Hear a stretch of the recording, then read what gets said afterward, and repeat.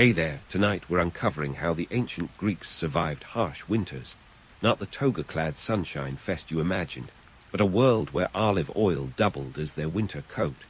If these stories help you unwind, I'd love a quick like or subscribe, but only if they're genuinely working for you.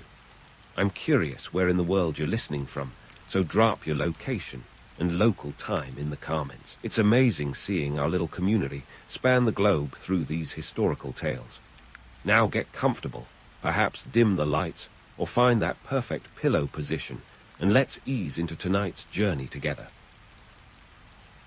You're standing in the heart of ancient Greece, and it's cold enough to make you question if this whole Mediterranean climate thing is just a cruel joke. Forget those sun-drenched beaches and olive groves you've seen on postcards. Winters here can be brutal, and you've got to be sharp to survive them. Let's face it, when the gods were handing out ideal weather conditions, they must have skipped a few days in the Greek calendar. Now, let's talk olive oil. It's not just for drizzling over your salad, it's your winter lifeline. This liquid gold is the ancient Greek version of a Swiss Army knife. You use it for cooking, lighting lamps, and yes, even as a moisturizer for your skin. Forget fancy creams, olive oil's your go-to. In fact, the average Greek household could go through about 30 liters a year. It's like the duct tape of antiquity, versatile and absolutely essential for keeping you from turning into a human icicle. But what about keeping yourself warm? You might think Greeks just strutted around in togas all year, but that's about as accurate as saying Spartans were gentle poets. No, they were all about layering. Think of it as ancient fashion meets survival strategy. The chiton, a woolen tunic, is your base layer. Then you throw on a himation. It's like a wearable blanket and the closest thing you've got to central heating. On those particularly biting days, you'd wrap yourself up like a human burrito and hope for the best. Now, your house. The ancient Greek home is no fortress against winter chill, but it's cleverly built to make the best of a bad situation. The walls are thick, made of mud, brick, or stone, and sometimes even plastered for better insulation, practically the equivalent of moving into a cozy hobbit hole. Windows are small, more for keeping out the cold than letting in light. And forget glass. You're looking at wooden shutters, or maybe oiled paper if you're fancy. Most homes are designed around a central courtyard. Great for summer breezes, but come winter, it's a bit like leaving your front door open to a snowstorm. Now, let's debunk the myth of the always idyllic Mediterranean climate. Sure, summers are hot enough to make you seriously rethink your life choices, but winters, they have their own set of challenges. Frostbite isn't just a modern problem. It's been ruining toes since the time of Socrates. And those picturesque mountains, they're not just for show. The Pindus Mountains and other ranges can be covered in snow, making travel a nightmare. Even Athens can get its fair share of cold snaps, with temperatures dipping into the low single digits Celsius, not quite Arctic, but enough to make you shiver in your sandals.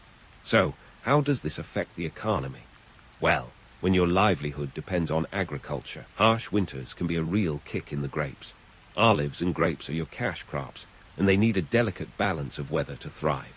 Too cold, and your olives could be toast, or rather, not toast because you won't have any oil. And grapes, they're as finicky as a cat deciding where to nap. A bad winter can mean a bad harvest, which means less wine and oil to trade. And that means fewer drachmas jingling in your toga pockets. In the grand scheme of things, these winter hardships shape more than just your day-to-day life. They influence trade, politics, and social structures. When food is scarce, tensions rise, and city-states start eyeing each other's resources like a hungry person at a buffet. Alliances shift, wars break out, and all because the weather decided to be a bit moody. So next time you hear someone wax poetic about the endless sunshine of ancient Greece, you'll know the truth. The Greeks didn't just survive their winters. They adapted with a level of ingenuity that would make even Da Vinci nod in approval. It's a testament to human resilience wrapped in layers, fueled by olive oil, and living in homes that were as much about survival as they were about style. Speaking of resilience, let's talk about how ancient Greeks turned their winters into a season of togetherness rather than a solitary slog. You see, when the mercury dropped, the Greeks didn't just huddle alone in their minimalist homes, grumbling about the cold. Nope, they knew the secret to surviving the chill, community spirit. It's like they had a sixth sense for knowing that warmth isn't just about temperature. Now, imagine it's a frosty evening in Athens. Instead of binge-watching the latest drama on Netflix, which, spoiler alert, didn't exist, you're gathering with your fellow citizens for a symposium. A what now? A symposium. This isn't some stuffy academic conference. Think of it as a social mixer with a philosophical twist. Picture a room full of couches, wine flowing as freely as the conversation, and the air thick with ideas and laughter. It's the ancient Greek version of a cozy pub night, but with more Plaro and fewer peanuts. In these gatherings, you'd find everyone from philosophers and poets to your regular Joe, or Iones, if you will, exchanging thoughts and stories. They'd engage in lively debates, with topics ranging from the meaning of life to, perhaps more likely on a cold evening, the best way to keep warm without a sheet. The wine wasn't just to keep the spirits up. It was an integral part of the experience, the social lubricant that turned ordinary conversation into a spirited debate. And let's not forget the entertainment lyres strumming in the background, or maybe someone breaking into a spontaneous recitation of Homer. This was the time to bond, to make sure everyone was in good spirits, and none too focused on the frost creeping in through the shutters. But it wasn't all highbrow philosophy and poetry recitals. The Greeks understood the power of humor to keep the winter blues at bay. Comedians and jesters would be the stars of the show, delivering lines that might have made even the stoic Socrates crack a smile. And let's be honest, when your diet consists of olives and bread, with the occasional fish if you're lucky, a good laugh is more than welcome. These gatherings were a masterclass in camaraderie, where even the most introverted philosopher would find himself drawn into the warmth of communal laughter. And then there were the communal meals. Forget Instagram-worthy brunches. These were hearty affairs that emphasized sharing above all. The potluck style of dining, each family bringing something to the table, was as much about survival as it was about social bonding. During these meals, bread was your staple, and if you were lucky, it was accompanied by a drizzle of olive oil, because of course, and maybe some dried figs or cheese. It was more than just filling stomachs. It was about filling hearts with a sense of belonging and mutual support. Now, let's debunk the idea of the lone, brooding philosopher. Sure, the image of a solitary thinker, pondering the mysteries of the universe by candlelight, has its romantic allure.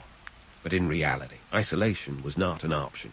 Philosophers like Aristotle and his buddies were often found mingling in these social setups, exchanging ideas and finding warmth not just in the fire, but in each other's company. The notion of the isolated genius is as much a myth as Medusa's bad hair day. In a world where survival depended on community, even the wisest had to step into the circle. Economically speaking, the winter gatherings were practical too. By pooling resources and sharing meals, the Greeks managed to stretch their supplies further. It was a smart way to navigate the scarcity of winter months when markets were less bustling and the seas too rough for reliable trade. In a way, this communal approach was a precursor to modern cooperative societies, ensuring everyone had a stake in the collective well-being. So, the next time you're tempted to picture ancient Greece as a land of lone philosophers and sun-soaked isolation, remember those long winter nights, warmed by wine, laughter, and the shared stories that turned the chill into a time of connection. The Greeks weren't just surviving the winter, they were thriving together, proving that sometimes the best way to get through a cold spell is with a warm community. Stay tuned, because there's more to uncover about how these ancient folks turned adversity into opportunity, and you won't want to miss it. Just when you thought you had ancient Greece pegged as a land of endless olive oil and symposiums, let's dive into the less glamorous but infinitely more intriguing world of ancient Greek politics and economics. Because if you think surviving a Greek winter was all about cozy nights by the hearth, think again. It was as much about strategic alliances and trade routes as it was about woolen tunics and communal wine-fueled debates. So, how did those ancient Greeks keep the proverbial, and sometimes literal, fires burning during the chillier months? Let's talk trade routes. Now, if your mental image of a trade route is a scenic path lined with idyllic landscapes, you might want to adjust that picture. These routes were the ancient equivalent of supply chains, crucial for keeping those city-states from freezing or starving. And like any good supply chain, they were a tangle of land and sea paths, more twists and turns than a soap opera plot. During the winter, when local harvests were as scarce as a smile at a Spartan boot camp, Greek city-states relied heavily on importing essential goods. We're talking grain from Egypt, timber from Macedonia, and even luxury items like spices from the distant lands of the east. Picture a bustling agora filled with merchants haggling over amphorae of Egyptian grain. This wasn't just grocery shopping. It was a lifeline. Grain was the big-ticket item, imported by the shipload to keep bread on the table and stomachs from grumbling louder than the winter winds. And let's not forget, these trade routes weren't just about goods. They were the lifeblood of diplomacy. In the cutthroat world of ancient geopolitics, keeping your trade partners happy could mean the difference between a bountiful feast and a winter famine. City-states like Athens and Corinth were masters of the diplomatic handshake, keenly aware that alliances could be as fragile as an ancient pottery vase. This wasn't just a game of resource management. It was realpolitik at its finest. When the weather turned nasty, those alliances were as crucial as a warm himation on a frosty morning. Now, if you're thinking these city-states were paragons of self-sufficiency, prepare for a myth-busting moment. Sure, the romantic image of a city-state thriving in splendid isolation is appealing, but reality had other plans. The truth was, no city-state was an island, literally or metaphorically. They were more like a network of frenemies, each one dependent on the other for survival. Athens, for instance, needed the grain from the Black Sea regions as much as it needed its philosophers. Without it, the breadbasket would be emptier than a philosopher's wallet after a night of symposium revelry. The harsh truth is that winters could be a political ice storm. If a city-state failed to secure enough resources, political unrest was never far behind. Imagine a particularly cold winter in Athens, the agoras buzzing not with trade, but with discontented citizens grumbling about the lack of bread. It's a scene that could make any leader break into a cold sweat. The stakes were high, and a failure to deliver could topple even the most skilled politician faster than you can say, Demosthenes. And let's not gloss over the role of city-states in supporting their citizens during these frosty times. It was as much about keeping the peace as keeping warm. Leaders had to ensure their people were fed and clothed, lest they face a rebellion as fierce as a Spartan drill sergeant. Public works and infrastructure projects, often launched during the winter months, served the dual purpose of providing employment and keeping the restless populace occupied. This wasn't just about economic survival. It was political savvy at its most basic level. But the real kicker, this system of trade and diplomacy wasn't foolproof. A particularly harsh winter could disrupt trade routes, leaving city-states scrambling to avoid disaster. It's one thing to have a plan. It's another to see it fall apart because Mother Nature decided to throw a snowstorm into the mix. The fickle nature of the weather was a reminder that despite all their strategies, the ancient Greeks were at the mercy of forces beyond their control. It's a humbling thought, one that might make you appreciate modern weather forecasts just a little more. In the grand scheme of things, these winter strategies reveal a lot about the Greek psyche. They weren't just about survival. They were about thriving in adversity. The Greeks were masters of adaptability, turning potential crises into opportunities for growth and innovation. It's a testament to their resilience, a quality as enduring as their marble statues and philosophical treatises. So, when you hear tales of ancient Greece, remember it wasn't all sunshine and olive groves. It was a complex tapestry of diplomacy, trade, and strategic alliances, as intricate as any Spartan shield design. And while the romanticized image of self-sufficient city-states might be appealing, the reality was a lot more interconnected and infinitely more interesting. As we continue our dive into the chilly world of ancient Greek winters, keep in mind that behind every myth, there's a story of human ingenuity and resilience just waiting to be uncovered. Stay tuned, because there's still more to unravel in this frosty saga. And speaking of uncovering stories, let's dive into one of the most ingenious chapters of ancient Greek survival, their technological innovations. We're talking about real-life hacks that turned winter woes into a showcase of human ingenuity. When it came to battling the chill, the Greeks didn't just sit around complaining about their frozen sandals. Nope, they rolled up their woolen sleeves and got creative. First up, let's talk about food storage. Imagine it's winter, and your pantry looks as bare as a philosopher's wallet at the agora. You can't exactly pop down to the local agora for fresh produce. So what do? Enter the amphora, the ancient Greek equivalent of a Tupperware party. These ceramic containers weren't just pretty pieces of pottery. They were the backbone of Greek food preservation. Crafted with precise attention to detail, these vessels had narrow necks and two handles, designed to store everything from olive oil to wine, and even grains. The amphora was a marvel of ancient engineering, as crucial to the Greek survival toolkit as any tool in a modern kitchen drawer. With their airtight seals, these vessels could keep contents fresh for months, if not years. And yes, they had a flair for design. Many were adorned with intricate patterns and scenes, turning practical storage solutions into works of art. Picture your kitchen cabinets doubling as the Louvre. The practicality of these amphorae was so revolutionary that they became a staple of trade across the Mediterranean. Think of it like the ancient version of exporting high-tech gadgets. Greek amphorae were shipped far and wide, influencing economies from Rome to Egypt. But amphorae were just the beginning. The Greeks also had to tackle the not-so-small issue of heating. Sure, you could pile on the woolen layers like a human sheep, but that only gets you so far, into the hypocaust, an early form of central heating that would make even the Romans blush with envy. This system involved a network of pipes and flues built beneath floors or within walls, through which hot air from a fire would circulate, warming the space above. It was like turning your floor into a giant, cozy radiator, perfect for those biting Athenian nights.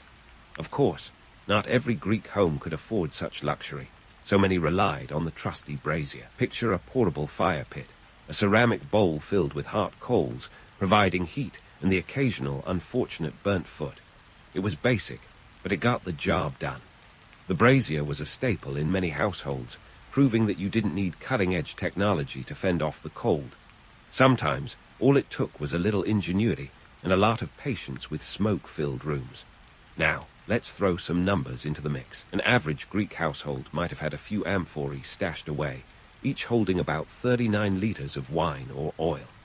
With a population of around 250,000 in Athens during its peak, that's a lot of clay and a whole lot of wine. And on the economic front, these innovations were not just about staying warm and well-fed. They were about creating a thriving trade network. The pottery industry alone was a significant economic driver, employing a vast number of artisans and traders. Speaking of trade, these innovations had ripple effects across the Mediterranean. Greek amphorae found their way to far-flung corners of the known world, spreading not just goods but Greek culture itself. It was ancient globalization, one beautifully crafted jar at a time. As for the hypocaust system, it became a blueprint for Roman bathhouses, proving that good ideas had a way of spreading faster than a rumor in the agora. So, while the romantic image of Greek philosophers pondering life's mysteries by a warm hearth is appealing, the reality was a bit more complex. Sure, they had their fireside chats, but those fires were often fueled by a lot of ingenuity and a fair bit of sweat equity. The Greeks weren't just surviving, they were innovating, turning every challenge into an opportunity to show off their smarts. It's the kind of resilience that would make even the most stoic philosopher crack a smile. The next time you hear about the golden age of Greece, remember it wasn't just about marble statues and epic poems. It was about the grit and creativity that kept those city-states thriving, even when the weather was as unpredictable as a Spartan's mood. And while we're still unpacking the full legacy of these innovations, one thing is clear. The Greeks left a mark on history as indelible as a wine stain on a symposium couch. So, keep your Himatians close and your amphorae closer, because there's still more to uncover about how these ancient innovators turned the bleakness of winter into a showcase of human capability. Stay tuned for more tales from the frost-bitten shores of ancient Greece, where every challenge was met with a mix of humor, wit, and a touch of olive oil. Speaking of olive oil, amphorae, and ancient hacks, let's pull back the curtain on how these seemingly mundane survival strategies left an indelible mark on Greek culture, mythology, and literature. When the winter winds howled, it wasn't just the physical resilience of the Greeks that shone through. It was their ability to weave those chilly experiences into the rich tapestry of their cultural legacy. Let's kick things off with Greek mythology, where winter wasn't just a season. It was a narrative device as potent as Zeus's thunderbolt. Take Demeter and Persephone, for instance. This mother-daughter duo didn't just give us a tale of familial angst. They provided an explanation for the changing seasons. Persephone's annual descent into the underworld was a metaphorical stand-in for the barren months of winter, while her return heralded the rebirth of spring.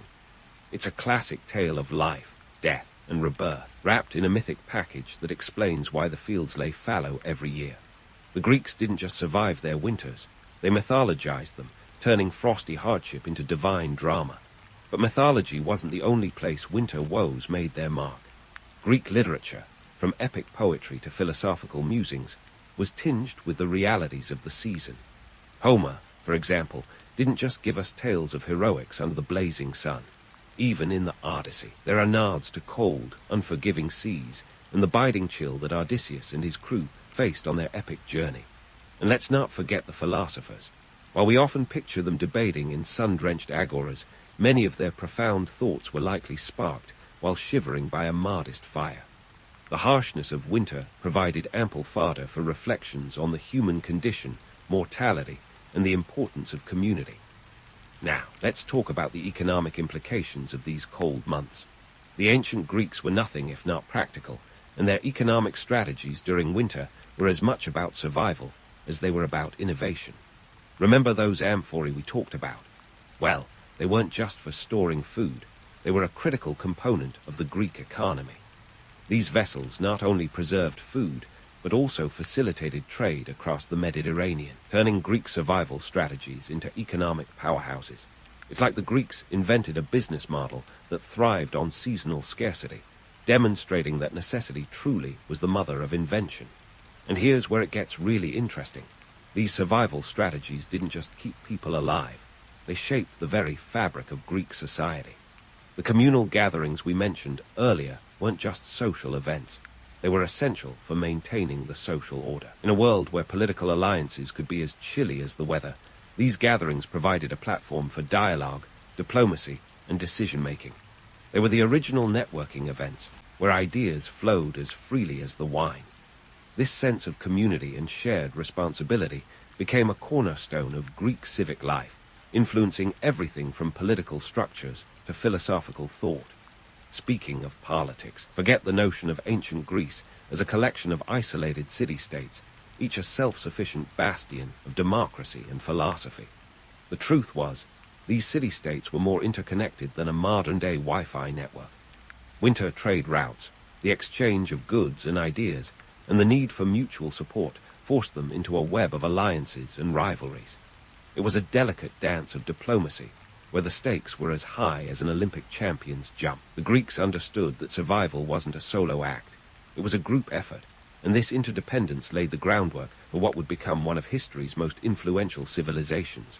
Now, let's debunk a myth that's as persistent as a Spartan's workout routine. The idyllic image of Greek life as an endless cycle of sunshine and leisure. The reality was far frostier. Winters were tough, and survival required more than just woolen himmations and amphorae of olive oil. It required a resilience and adaptability that became hallmarks of Greek identity. This grit didn't just get them through the winters, it propelled them to heights of cultural and intellectual achievement that still resonate today. So, as we wrap up this frosty journey through ancient Greece, let's raise a metaphorical amphora to the Greeks who turned the trials of winter into triumphs of innovation. They didn't just endure, they thrived, leaving a legacy as enduring as the Parthenon itself. Next time you're tempted to romanticize the sun-drenched beaches and marble temples of Greece, remember that behind every sunlit myth is a story of chilly resilience and ingenious survival. It's a narrative as rich as a symposium's wine and as layered as a philosopher's woolen cloak. In the end, the Greeks taught us that adversity isn't just something to be overcome. It's something to be embraced, transformed, and woven into the very fabric of culture. Their legacy is a testament to the power of human ingenuity in the face of nature's challenges, proving that even the harshest winters can yield the most bountiful springs. So, as the modern world faces its own cold snaps and challenges, perhaps we can take a page from the ancient Greeks' playbook. When life hands you winter, make olive oil. In the turbulent sands of ancient Egypt, where the Nile was more reliable than a politician's promise, Ramses Roman III was born into a world that was about as stable as a two-legged chair. It was 1186 BC, and Egypt was in one of its, we're almost at the end of a dynasty moods. Now, If you were expecting a straightforward lineage where the son inherits the throne from his father, you'd be mistaken. Egyptian politics was more like a game of musical chairs, except the music is an off-tune lyre, and the chairs are made of solid gold, so no one's keen to budge once they're seated. Ramses Roman III, unlike your average everyday pharaoh to be, wasn't exactly born with a crown on his head. He was the second son of Setnakhet, the founder of the 20th dynasty. That's right, the second son.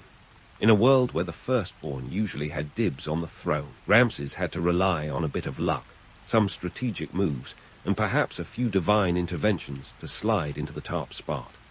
Setnak, his father, was an enigmatic figure. Some say he swooped in like a deus ex machina to save Egypt from chaos. Others suggest he simply grabbed the crown during a particularly chaotic game of Who Wants to be Pharaoh. Let's not forget the surfeit of rituals and superstitions that wrapped the Egyptian throne in layers thicker than a mummy's bandages. Picture Ramses as a young prince, surrounded by priests who were convinced that the gods were watching their every move. The Egyptians had a god for almost everything: sun, sky, the Nile, maybe even a god for making sure your eyeliner was on fleek. These deities were like the original influencers, and keeping them happy was a full-time job. Ramses grew up in an environment where omens were as common as sandstorms. A particular favorite was the Apis bull, a sacred beast that was believed to be the living embodiment of the god Ptah. The bull was pampered in ways that would put modern spa treatments to shame. When it died, the mourning period was more elaborate than a royal funeral. Imagine Ramses as a teenager, rolling his eyes at yet another over-the-top ritual because a cow had hiccuped on a Tuesday. But hey, when in Thebes. Now, let's talk about Ramses' leap to power. The throne wasn't exactly vacant, nor was it clearly marked with his name. His elder brother, Amenhotep, was technically the heir, but somewhere along the line, the script flipped. Some historians speculate that Amenhotep met an untimely end, perhaps due to illness, or one of those ancient Egyptian accidents that were suspiciously common. Whether Ramses had a hand in this, or merely benefited from fate, is still up for debate. What we do know is that by 1186 BC, Ramses Roman III had secured his spot at the top of the pyramid, metaphorically speaking.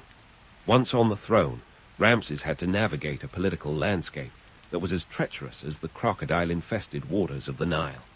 Egypt was facing threats from all sides: Libyans, sea peoples, internal strife, and probably a few disgruntled scribes. It was a time when leadership required more than just a fancy headdress and a knack for posing grandly in front of temple reliefs. Ramses needed to be a tactician, a diplomat, and occasionally a miracle worker. Oh, and let's not forget the everyday absurdities of royal life. The pharaoh was not just a king. He was considered a living god, which sounds great until you realize the pressure of divine expectations. Ramses had to perform rituals that were as intricate as they were bizarre, like the Hebsed festival, which was essentially a decathlon for deities. Imagine explaining that one to your friends. Sorry, can't hang out. Got to run a marathon in a loincloth to prove I'm still divine. As Ramses took his first steps as pharaoh, the weight of the double crown was not just metaphorical. It was as heavy as the expectations of an entire civilization resting on the shoulders of one man. His early reign was a testament to the blend of cunning, luck, and a dash of superstition that defined Egypt's ruling class. Ramses Roman III was poised to become one of Egypt's most formidable leaders, but not without a few more twists and turns in the saga of his reign. History, after all, loves a good plot twist, especially when it involves a pharaoh with a penchant for the dramatic. As Ramses Roman III adjusted his crown and stepped into the chaotic world of Egyptian politics, he faced a challenge that would make even the most seasoned ruler sweat under their linen robes: the Sea Peoples. Now, these weren't your average run-of-the-mill pirates with a parrot on their shoulder and a penchant for rum. Nope, the Sea Peoples were more like a coalition of ancient disruptors, a confederation of warriors straight out of a maritime nightmare. Picture them as the original Mediterranean mafioso, except instead of extorting shopkeepers, they were ransacking entire coastlines.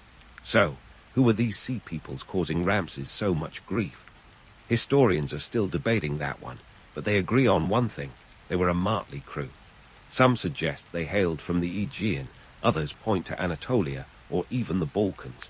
They were like the international all-star team of ancient raiders, coming together with one goal in mind, to plunder and pillage their way across the Mediterranean. Talk about a traveling circus of chaos. Now, Ramses wasn't about to let these seafaring marauders turn Egypt into their personal playground. In fact, he was determined to stop them dead in their tracks, and he had good reason to. For one, Egypt's economy was teetering on the edge of disaster, even without foreign invaders. The kingdom's lifeblood, the Nile, was being its usual unpredictable self, sometimes overflowing with bounty, other times stingier than a miser at a charity auction. Ramses needed stability, and a band of looters threatening his shores was about as stabilizing as a sandstorm in a teacup. To counter this threat, Ramses did what any ruler worth his salt would do. He threw money at the problem. The cost of maintaining Egypt's military was astronomical, a financial black hole that could make even a modern-day defense budget seem like pocket change. We're talking about thousands of soldiers, chariots and ships, all needing to be fed, armed, and ready to fight at a moment's notice. It's estimated that Ramses spent a good chunk of the kingdom's wealth, some sources say up to 1/3 of Egypt's GDP, just to keep the military machine running. Imagine the logistical nightmare of coordinating all that in an era with no emails, no phones, and certainly no GPS. Just a lot of papyrus and a whole lot more shouting. Ramses wasn't just battling on the water, though. He had to ensure that Egypt's borders were secure from overland threats as well. The sea peoples were like a hydra, with many heads attacking from different directions. If Ramses Roman III had a smartphone, his notifications would be blowing up with alerts about invasions on all fronts. The guy needed a military strategy that was tighter than a pharaoh's tomb. So, how did Ramses manage to fend off this nautical nuisance? With a combination of brute force, strategic genius, and a little bit of luck. In 1175 BC, he faced the sea peoples in a naval battle at the mouth of the Nile Delta. Ramses, ever the tactician, lured the invaders into the narrow channels of the delta, effectively turning their numerical advantage into a liability. His forces rained projectiles from the banks, while Egyptian ships, built to navigate these waters, outmaneuvered the enemy. It was a masterclass in defensive strategy and a testament to Ramses' leadership. In the grand tapestry of history, this victory was like a vivid thread that stood out against the backdrop of turmoil and uncertainty. While Ramses was busy playing chess on the Mediterranean, the economic strain of maintaining such a formidable military presence was palpable. Imagine running a luxury car on a shoestring budget. That was Ramses' Egypt, opulent on the outside, but struggling to keep the wheels turning. The cost of military campaigns and defending the kingdom was draining the royal coffers faster than a sieve. Ramses had to make tough choices, which often meant squeezing more out of the peasants and farmers, the very backbone of Egypt's economy. Not exactly a vote winner, but when you're a pharaoh, popularity contests aren't really your top concern. The Sea People's invasion was more than just a military engagement. It was a stress test for the entire Egyptian state. It exposed weaknesses in the empire's infrastructure and highlighted the precarious balance Ramses had to maintain. While the romantic allure of Ramses as a warrior king battling against the odds is undeniable, the reality was far grimmer. The economic and social strains were significant, with the average Egyptian probably feeling the pinch in their daily lives. Less grain in the granaries, higher taxes, and the ever-present threat of conscription. Yet, Ramses' defense against the Sea Peoples remains a legendary tale, one that underscores his role as Egypt's stalwart defender. While the myth paints him as a hero clad in gold, wielding a sword against the tides of chaos, the truth is that he was more a manager of crises, juggling far more than any one man should. His ability to hold the line against invading forces, while keeping his kingdom from imploding under economic pressure, is a testament to his resilience and adaptability. So there you have it. Ramses Roman III, a pharaoh who stood firm against the marauding Sea Peoples, all while trying to keep his kingdom from cracking under the weight of its military expenses. But the saga of Ramses isn't over yet. His reign was far from a simple case of fighting off invaders and balancing the budget. There were more challenges ahead, both from within and beyond Egypt's borders. History, after all, isn't just about the battles we fight, but the legacies we leave behind. And Ramses' story still had a few more chapters to unfold. Now, Ramses Roman III wasn't just about defending Egypt's borders from seaborne raiders. He was also trying to keep the sandcastle of the Egyptian economy from washing away with the tide. Picture him not only as a military tactician, but as an ancient CEO, managing a kingdom that felt more like a startup, facing an economic apocalypse.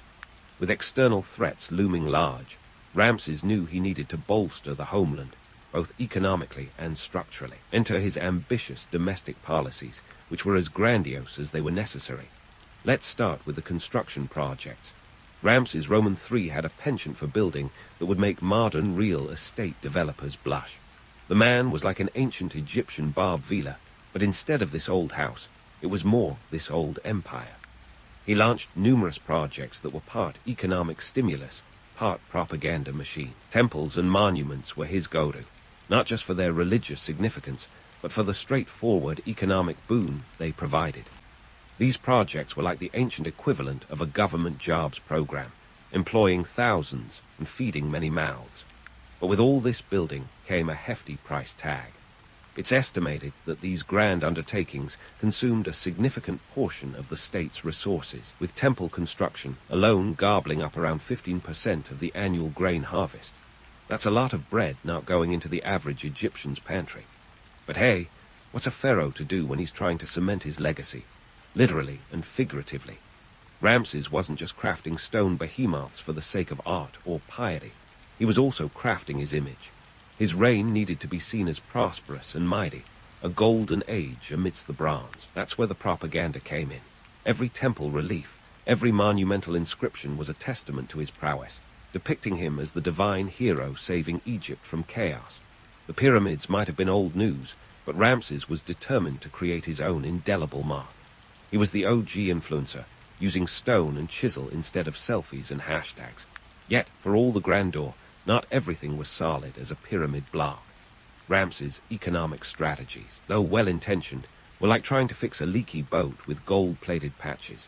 Sure, they looked impressive, but they didn't always keep the ship afloat. The constant drain on resources for military and construction projects strained the state's finances. The opulence was undeniable, but underneath it all, the coffers were emptier than a tomb after a grave robber's visit. To make matters worse, the social fabric of Egypt was starting to fray. The peasants, who were already taxed to the hilt, began to feel the squeeze. It's no wonder that during Ramses' reign, we saw the first recorded labor strike in history. In 1159 BC, the workers at Deir el-Medina, who were responsible for building the royal tombs, downed their tools and demanded their overdue grain rations. It's as if the stone masons decided enough was enough, and went on an ancient version of a picket line, demanding their pay. Ramses' administration eventually had to cough up the goods, but the incident was a canary in the coal mine, a clear sign that not all was well in the land of the pharaohs. So, while Ramses was busy building a monumental legacy, the real story was unfolding in the dusty streets and fields of Egypt. The economy was a house of cards, built on the backs of the labor force, and the constant demands of war and construction were shaking its foundations. Ramses might have wanted to portray himself as a divine guardian, but the economic realities were far less glamorous. The truth was, Egypt was in a precarious balance, one that required more than just grand gestures and stone-carved stories to maintain. In the world of Ramses Roman III, propaganda was as essential as bread. And why not? When you're a pharaoh juggling invasions, economic woes, and domestic unrest, you need all the positive PR you can muster. Ramses' image as a defender of Egypt was meticulously crafted, with each relief and inscription serving as an ancient press release, shouting his victories and divine favor from the sandstone rooftops. But behind the grandeur and the glittering facade lay a kingdom wrestling with its own internal demons. Ramses' economic policies were a double-edged sword. On one hand, they kept the kingdom visibly prosperous, with temples rising like beacons of stability and faith. On the other hand, beneath this veneer of success, the economic engine was sputtering. The constant demand for resources, both human and material, was unsustainable. It was like trying to run an empire on a credit card. Eventually, the bill comes due. Ramses' reign might have been gilded with victories and monumental achievements, but the cracks in the foundation were widening. As we delve deeper into Ramses' domestic policies, it becomes clear that his reign was a study in contrasts, a time of great achievements marred by growing tensions and unaddressed challenges. The economic strategies employed were more about keeping up appearances than addressing the root problems, and the people of Egypt were starting to feel the weight of their leaders' ambitions. Ramses Roman III might have been one of Egypt's most celebrated pharaohs, but his legacy was as complex as the hieroglyphs that bore his name. And as we continue to unpack the saga of his reign, the picture becomes both clearer and more enigmatic, an empire standing on the edge of greatness and decline. But just when you thought Ramses Roman III had enough on his plate, juggling the Egyptian economy and fending off invaders like a one-man national defense system, he was about to face an internal drama that would make a soap opera look like a casual chat over tea. Enter the infamous harem conspiracy, an ancient plot so diabolical it would make Machiavelli nod in approval and Game of Thrones seem like a children's bedtime story. Now, the harem wasn't just a cozy corner of the palace filled with lounging ladies and the faint scent of incense. It was a political heartbed, a seething cauldron of ambition, jealousy, and intrigue. Think of it as the ultimate royal pressure cooker, with everyone hoping to either gain favor or survive the cutthroat environment. At the center of this swirling tempest of intrigue was Ramses himself, blissfully unaware that his own household was plotting to send him on a one-way trip to the afterlife. The plot was spearheaded by a lesser-known queen, Ti, who was determined to secure the throne for her son, Pentower. Not exactly Mother of the Year material, but when the stakes are high, people tend to play dirty. Ti was like the ancient Egyptian version of a stage mom, except instead of pushing her son toward an acting career, she was maneuvering to place him on the throne. Pentower, by the way, wasn't even the crown prince.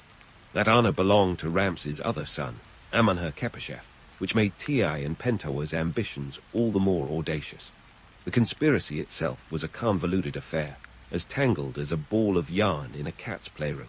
It involved bribing palace officials, corrupting priests, and rallying support from within the harem's labyrinthine corridors. Ramses' inner circle was penetrated by a network of conspirators, each with their own motives and grievances. The plot was like a who's who of palace intrigue, a veritable spider's web of deceit spun by those closest to the pharaoh. The plan, in essence, was to assassinate Ramses Roman III, presumably during one of the many rituals that required his presence. Picture it. A sacred ceremony, the pharaoh resplendent in gold and linen, oblivious to the danger lurking in the shadows. The conspirators intended to strike when the guards were distracted, and the attention was focused on the divine spectacle. It was a high-risk, high-reward scheme, the ancient equivalent of betting the entire kingdom on a roll of the dice. But as history teaches us, even the most meticulously crafted plots can unravel at the seams. The conspiracy was ultimately uncovered, though historians still debate exactly how. Perhaps it was through a slip of the tongue by an overconfident conspirator, or maybe a loyalist to Ramses caught wind of the plan. Regardless, the plotters were exposed, and Ramses was left to clean up a mess of treachery that could have cost him his life. The subsequent trials were nothing short of dramatic, a courtroom drama set against the backdrop of ancient Thebes. The conspirators were rounded up, and justice was meted out with a heavy hand. Ramses, like an ancient Judge Judy, presided over the proceedings, which were detailed in the famous judicial papyrus of Turin. The document is a treasure trove of accusations, confessions, and sentences, a fascinating glimpse into the legal machinations of a civilization that took betrayal very seriously. Punishments ranged from execution to forced suicide, with Pentower himself allegedly choosing the latter, though the historical records are as murky as the Nile during flood season. Ti's fate remains somewhat of a mystery, with some accounts suggesting she too met a grim end. The trials were a swift reminder that even in a society as hierarchical as ancient Egypt, the consequences of treachery were severe and often final. But let's not sugarcoat it. The whole affair was a PR disaster for Ramses. The harem conspiracy exposed vulnerabilities within the royal court, revealing that even a pharaoh wasn't immune to treachery from within his own household.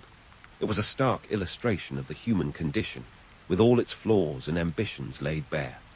The romanticized image of a god king ruling with absolute authority was cracked, showing the reality that power, even divine power, could be precarious and contested. The harem conspiracy serves as a sobering reminder that history isn't just a series of grand battles and monumental achievements. It's also a tapestry woven with the threads of personal ambition, betrayal, and the eternal struggle for power. Ramses Roman III might have emerged from the ordeal with his life, but the shadow of the conspiracy lingered, a ghostly reminder that even the mightiest figures are not invincible.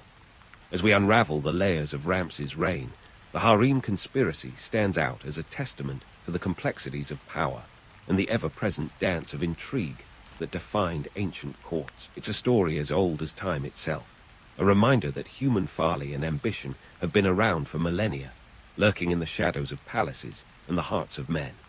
The saga of Ramses Roman III continues to unfold, a rich tapestry of triumphs and tribulations, resilience and vulnerability, setting the stage for the chapters yet to come. And so, as the curtain fell on the harem conspiracy, Ramses Roman III found himself still clutching the reins of power, albeit with a grip that was a little more white-knuckled than before. The drama had not just been a close shave with the afterlife, but a stark reminder that even the divine mandate of a pharaoh was vulnerable to the whims of human ambition. Yet, as we sift through the dusty annals of history, the real question isn't just how Ramses Roman III managed to survive, but what kind of legacy he left behind for the land of the Nile. Ramses Roman III reign was a veritable roller coaster of triumphs and trials, each victory offset by the creeping shadows of economic strain and internal discord. The man was an enigma, part hero, part harried administrator, trying to juggle the demands of an empire under siege while keeping a tight grip on his gilded scepter. But what does history remember him for, really?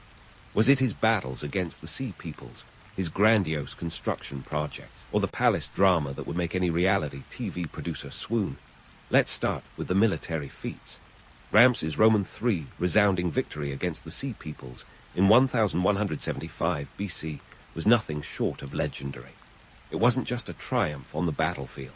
It was a masterstroke of strategic brilliance. By luring these ancient marauders into the choppy channels of the Nile Delta, Ramses turned geography into his ally, proving that brains could indeed outwit brawn. This victory secured Egypt's borders and kept the kingdom from sliding into the chaos that was engulfing the Mediterranean at the time. Yet, while Ramses' military acumen was undeniable, the cost of such endeavors was astronomical. The kingdom's coffers were hemorrhaging wealth faster than a sieve losing water. Some estimates suggest that maintaining the military might have consumed as much as a third of Egypt's GDP. That's like burning through your savings account to keep the lights on at home. Economically, Ramses' reign was a tale of two cities. On the surface, his ambitious construction projects painted a picture of prosperity. Temples rose like obelisks from the sand, each one a testament to the pharaoh's divine favor and a stimulus package wrapped in limestone. But beneath this facade of grandeur lay an economy teetering on the brink. The constant demands on resources, both for military campaigns and monumental undertakings, meant that the state was perpetually strapped for cash. The labor strike at Deir el-Medina in 1159 BC wasn't just a blip on the radar. It was a glaring signal that the economic engine was sputtering. The workers' revolt was like the ancient Egyptian equivalent of a modern-day bank run, a clear indication that the system was under strain. And then there's the matter of Ramses' domestic policies, which were as much about optics as they were about governance. The pharaoh's obsession with image, with crafting a legacy carved in stone, was both his strength and his Achilles' heel.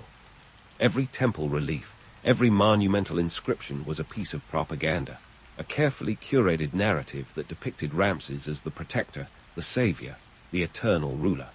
But as any savvy historian will tell you, the lines between myth and reality are often blurred in the sands of time. Ramses' reign was indeed a golden age for Egyptian art and architecture, but it was a gilded age, shiny on the outside, yet brittle beneath the surface. Politically, Ramses faced a landscape as shifting as the desert dunes. The harem conspiracy, while ultimately a failure, exposed the vulnerabilities within the royal court.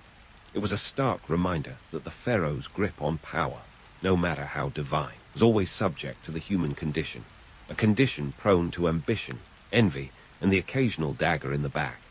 The trials that followed were swift and brutal, a testament to the ruthlessness with which Ramses dealt with betrayal.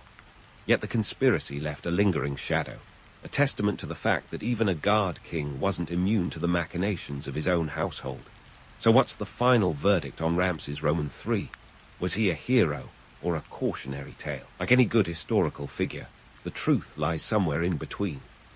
Ramses was a pharaoh who managed to stave off external threats with the tenacity of a seasoned general, who built monuments that would stand the test of time, and who navigated the treacherous waters of ancient Egyptian politics with a deft hand. But he was also a ruler whose ambitions sometimes outstripped the realities of his kingdom, whose economic policies were more about maintaining appearances than addressing systemic issues, and whose court was a hotbed of intrigue that nearly cost him his life. In the end, Ramses Roman III legacy is a rich tapestry of triumphs and tribulations, of grand achievements and the harsh realities that came with them. His reign was a microcosm of human nature itself, a blend of strength and vulnerability, of glory and folly. And as we close the chapter on Ramses Roman III, it's worth remembering that even the mightiest pharaohs couldn't escape the relentless march of time. His legacy, like the monuments he left behind, is both enduring and enigmatic, a testament to the complexities of power and the indelible mark of history. So there you have it, Ramses Roman III, a pharaoh who danced on the edge of greatness and decline, whose story is a reminder that history is as much about the people who shaped it as it is about the events they lived through. As we peer back through the sands of time, let's not forget the human stories woven into the fabric of history, the tales of ambition, resilience, and the eternal struggle for legacy. Because in the end, history isn't just about the battles we fight or the monuments we build. It's about the lives we lead and the marks we leave behind. Andrew Jackson entered this world in a rickety log cabin on March 15, 1767, smack dab in the Waxhaw region, a place so ambiguous couldn't even decide if it belonged to North or South Carolina. This was frontier country, folks, where the only thing more plentiful than trees was trouble. Jackson was the third son of Irish immigrants, and if you think his birth was a scene from Little House on the Prairie, think again. His father died in a logging accident before Andrew even showed up on the scene, leaving his mother to raise him and his two brothers in what we'd call today extreme poverty. Fast forward to 1780, and you've got a 13-year-old Andrew Jackson, who, like many teenagers, had a penchant for rebellion, except his involved the Revolutionary War. Jackson and his older brother, Robert, joined the local militia and got captured by the British. Now, if you're thinking teenage POWs, you're not wrong. While in captivity, a British officer ordered young Andy to polish his boots. Jackson, never one to shy away from making a scene, refused, which earned him a scar on his left hand and head, courtesy of the officer's sword. This incident didn't just leave him with scars. It left him with a seething hatred for the British that he would nurse like a fine wine, growing more potent with age. Post-war, Jackson found himself orphaned, his mother having died of cholera while nursing soldiers. With no family to guide him, he wandered into the world of law, a field that promised not just a paycheck, but a chance to wield power. Jackson's legal education was what you might call unconventional. He studied in Salisbury, North Carolina, where his approach to learning the law involved more bar brawls than bar exams. Nonetheless, by 1787, he was admitted to the bar, ready to unleash his brand of frontier justice on the world. Jackson's legal career was as volatile as his temper, which is saying something. He moved to Nashville, Tennessee, a burgeoning frontier town where ambitious young men could make their mark, or at least leave a few.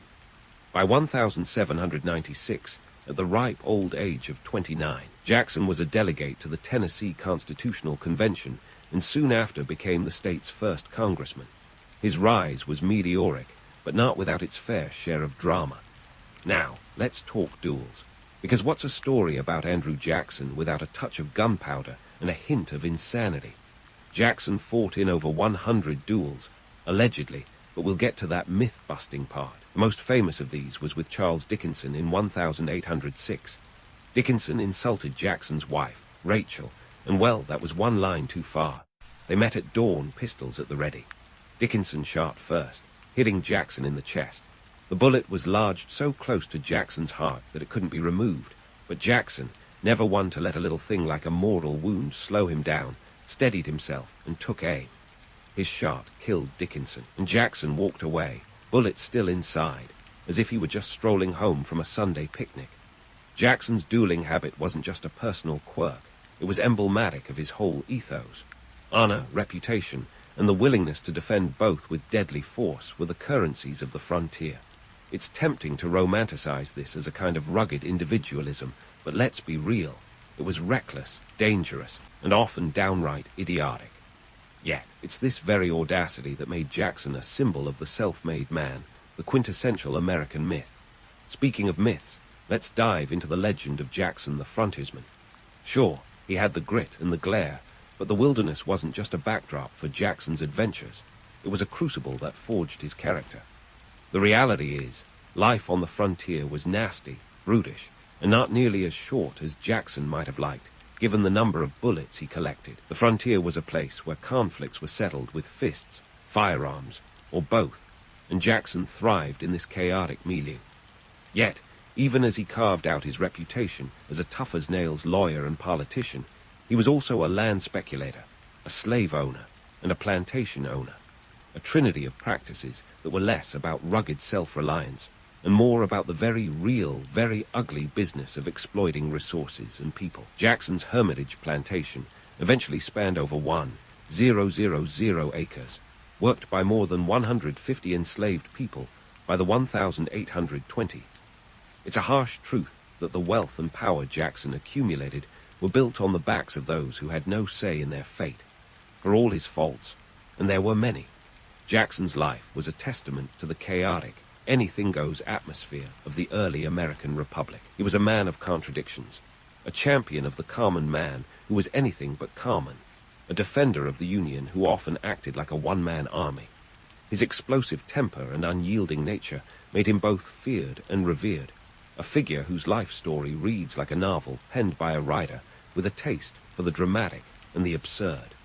So there you have it, the early years of Andrew Jackson, a tapestry woven from the threads of audacity, ambition, and more than a little anarchy. As we continue to peel back the layers of his life, remember that the man who would become America's 7th president was never far from the frontier, whether geographically or metaphorically. And in a time when the nation itself was finding its identity, Jackson was the perfect, imperfect symbol of all its contradictions. Andrew Jackson, having navigated the tumultuous waters of frontier life and political ambition, was about to wade into perhaps his most notorious chapter, his military career. And it all kicked off with the War of 1812, a conflict that, let's be honest, most people remember as the war where they burned the White House.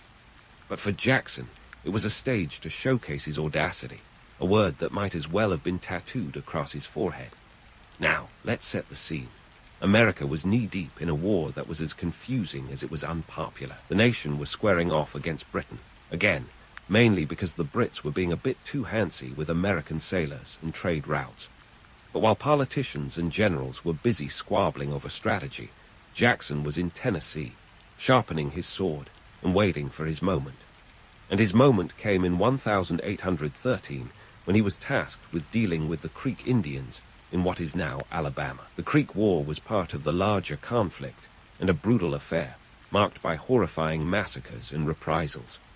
Jackson, leading a motley crew of militia, regulars, and volunteers, didn't just fight.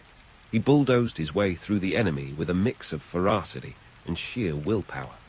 His victory at the Battle of Horseshoe Bend in 1814 was decisive, with Jackson's forces killing over 800 Creek warriors and effectively ending the Creek resistance. It was a ruthless campaign, but it cemented Jackson's reputation as a no-nonsense military leader. But let's get to the main event, the Battle of New Orleans.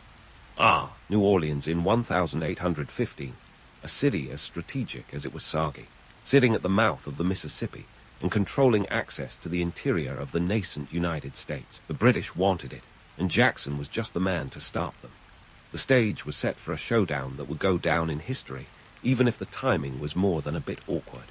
You see, the Treaty of Ghent, which officially ended the War of 1812, had already been signed in December 1814. But thanks to the glacial pace of 19th century communication, nobody in New Orleans had a clue. So, on January 8, 1815, when the British marched on the city, they were met with a defensive line that was as much a patchwork quilt as it was a military formation. Jackson had cobbled together a force of regular soldiers, militiamen, free African Americans, Choctaw Indians, and even a few pirate allies, led by the infamous Jean Lafitte. Yep, you heard that right. Pirates. Jackson's line held strong, and when the dust settled, the British had suffered over 2,000 casualties, including their commanding officer, while Jackson's side lost only about 70 men. It was a staggering victory, and Jackson became an instant national hero. Newspapers hailed him as the savior of the Republic, the man who had single-handedly defied an empire. Of course, the fact that the battle was technically fought after the war had ended was a minor detail, easily glossed over in the post-battle euphoria. Jackson's reputation skyrocketed, and the legend of Old Hickory, so named for his tough-as-wood demeanor, was born. But let's not get too swept away by the romance of it all. Jackson's triumph at New Orleans wasn't just a story of valor. It was a masterclass in PR. The victory was spun into a narrative of American grit and determination, conveniently ignoring the messy, brutal reality of warfare and the rather inconvenient timing of the battle itself. The truth is, Jackson's success was as much about luck and timing as it was about his leadership and the bravery of his troops. The British, for all their military prowess, made several tactical blunders that Jackson exploited with the kind of audacity that had become his trademark. The economic context of Jackson's rise can't be ignored either.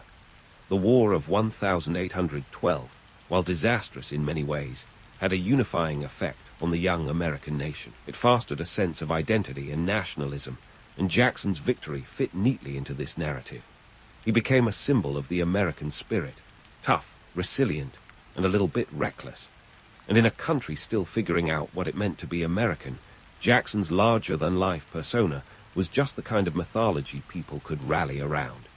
Yet, peel back the layers of the legend, and you'll find a man as flawed as he was fierce. Jackson's military career was marked by moments of brilliance and brutality, often in equal measure. His actions during the Creek War, for instance, were not just about defeating an enemy, but also about expanding American territory, often at the expense of Native American lives and land. It's a harsh truth that the narrative of Jackson as a defender of the Republic conveniently sidesteps. So, was it valor or vanity that defined Jackson's military career? The answer, as is often the case with history, is a bit of both. Jackson was undeniably brave, a leader who inspired fierce loyalty in his men and fear in his enemies.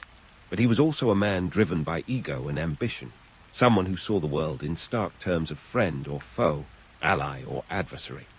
His story is not just one of heroic battles and national pride, but also of the complex, often contradictory forces that shaped early American history. As we continue to unravel the enigma that was Andrew Jackson, remember that his legacy, much like the man himself, is a tapestry of contradictions, woven from threads of courage, controversy, and the relentless pursuit of power. And with the tangled threads of battle and bravado behind him, Andrew Jackson set his sights on a new frontier, the murky world of American politics. Now, you might think the transition from smashing British regiments to shaking political hands would be a challenge. But for Jackson, it was just another arena to conquer, albeit one where the duels were fought with words instead of pistols, most of the time, anyway. Enter the 1824 presidential election, a political circus that makes modern elections look downright dignified. 4 major contenders were jockeying for the top spot, each with their own brand of charisma and cunning. There was John Quincy Adams, a man with a pedigree as illustrious as his name; Henry Clay, the smooth-talking Speaker of the House; William Crawford, the Secretary of the Treasury, who was more about backroom deals than public speeches; and of course, our man Jackson, riding the wave of his hero status and a populist appeal that resonated with the average Joe. But here's the kicker. Jackson won the popular vote and had the most electoral votes. Yet the Electoral College, in a move that would have driven reality TV producers to tears of joy, failed to deliver a majority to any candidate. So, the decision fell to the House of Representatives, where backroom deals were as common as bad hairpieces, and to the infamous corrupt bargain. Adams, with Clay's support, managed to snag the presidency. In return, Clay was appointed Secretary of State, a position seen as a stepping stone to the presidency. Jackson, who smelled a rat, an entire sewer of them, in fact, was livid. To him, it was a betrayal of the people's will, and he wasn't about to let it slide. The phrase corrupt bargain became his rallying cry, and his supporters were more than happy to echo it from every hilltop and saloon. The election of 1828 was a rematch of epic proportions, and Jackson's campaign was like nothing the country had seen before. It was a mudslinging spectacle, with insults flying faster than you could say political integrity. Jackson's opponents dug deep, attacking everything from his lack of formal education to the circumstances of his marriage. In a particularly nasty move, they painted him as a bloodthirsty tyrant, a man whose methods were as rough as his frontier accent.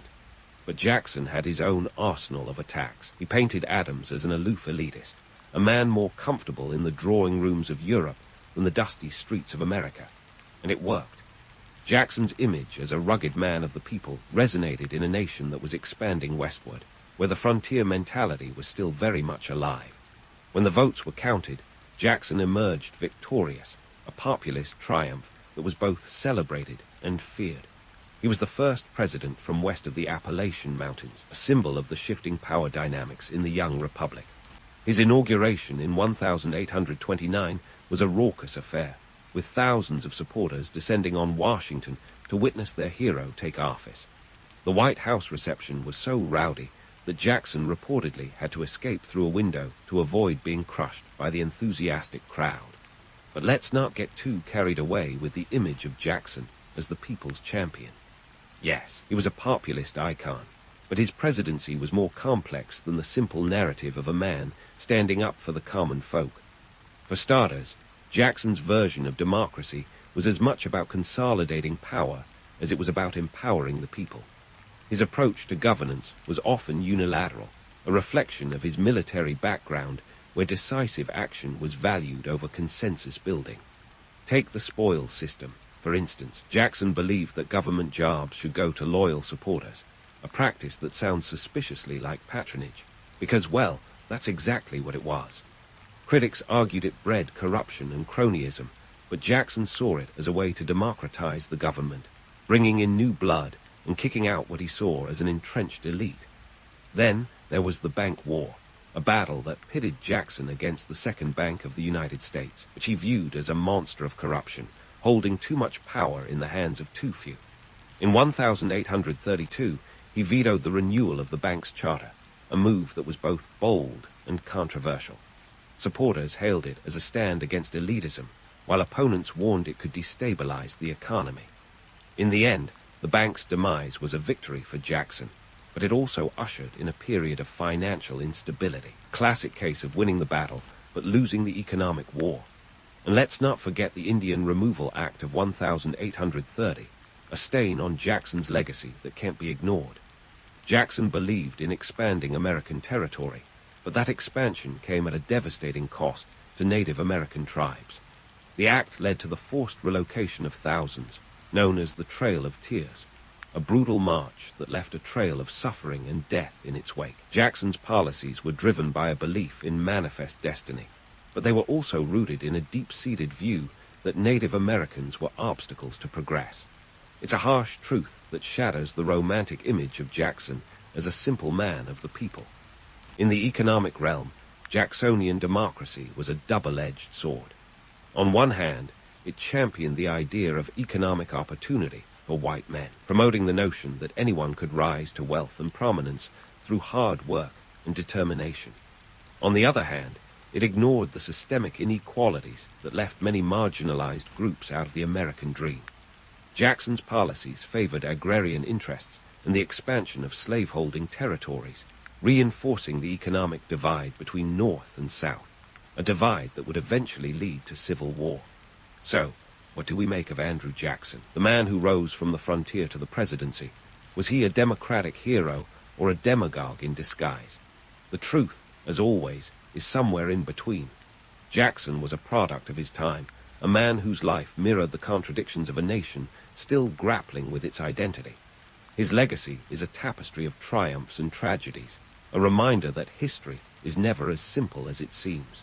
As we continue our journey through Jackson's life, we'll delve deeper into the complexities of his presidency, exploring the policies and decisions that shaped a nation.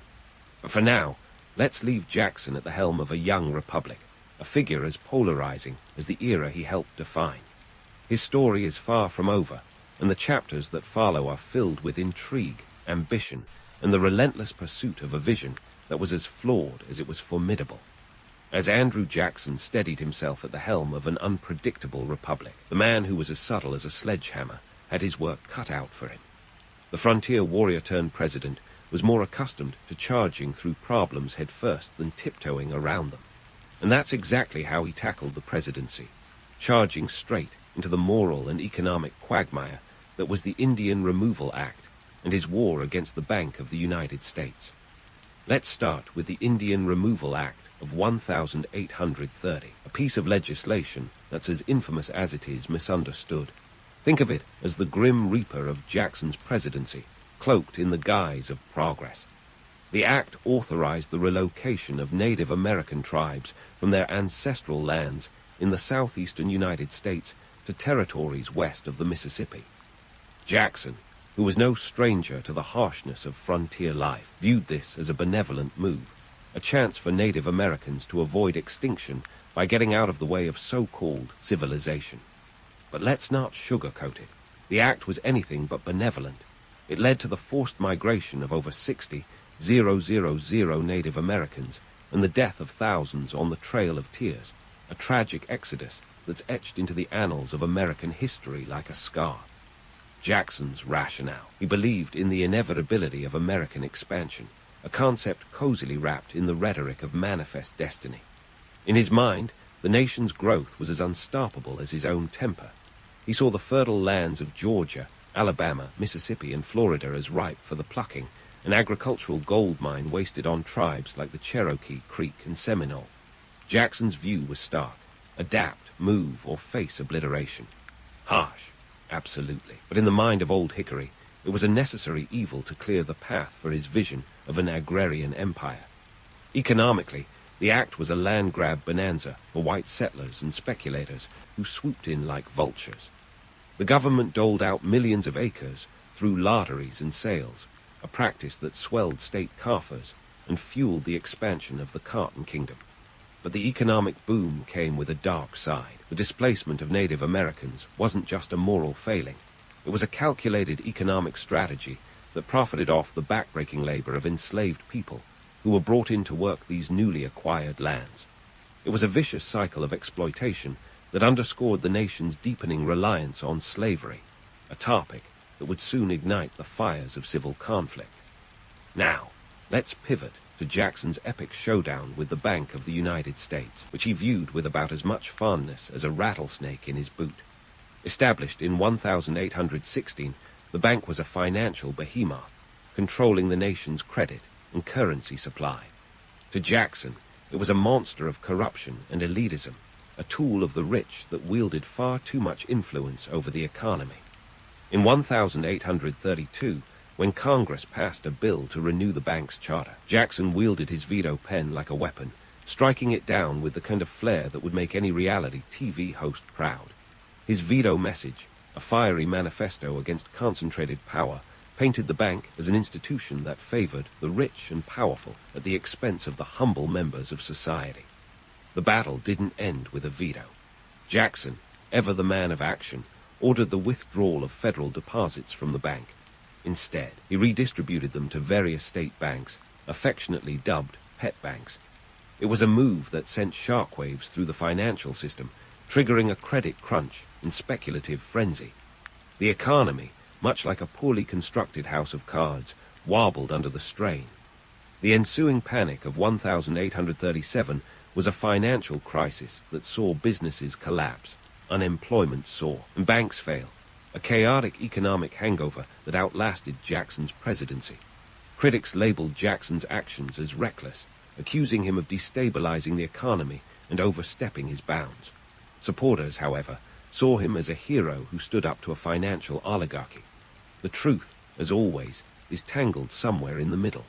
Jackson's war on the bank was driven by a mix of personal animosity, political ideology, and a genuine belief in protecting the common man, a curious cocktail that was as potent as it was problematic. In the midst of these political and economic storms, Jackson's iron will was evident. He wielded presidential power with a decisiveness that made his opponents shudder and his allies cheer. His use of the veto was unprecedented, and his preference for direct action over bureaucratic dithering was both his strength and his Achilles heel. Jackson's presidency was marked by a kind of muscular governance that left a deep imprint on the office, redefining the role of the president in the American political landscape. But let's not pretend Jackson's presidency was all about high-minded ideals and principled stands.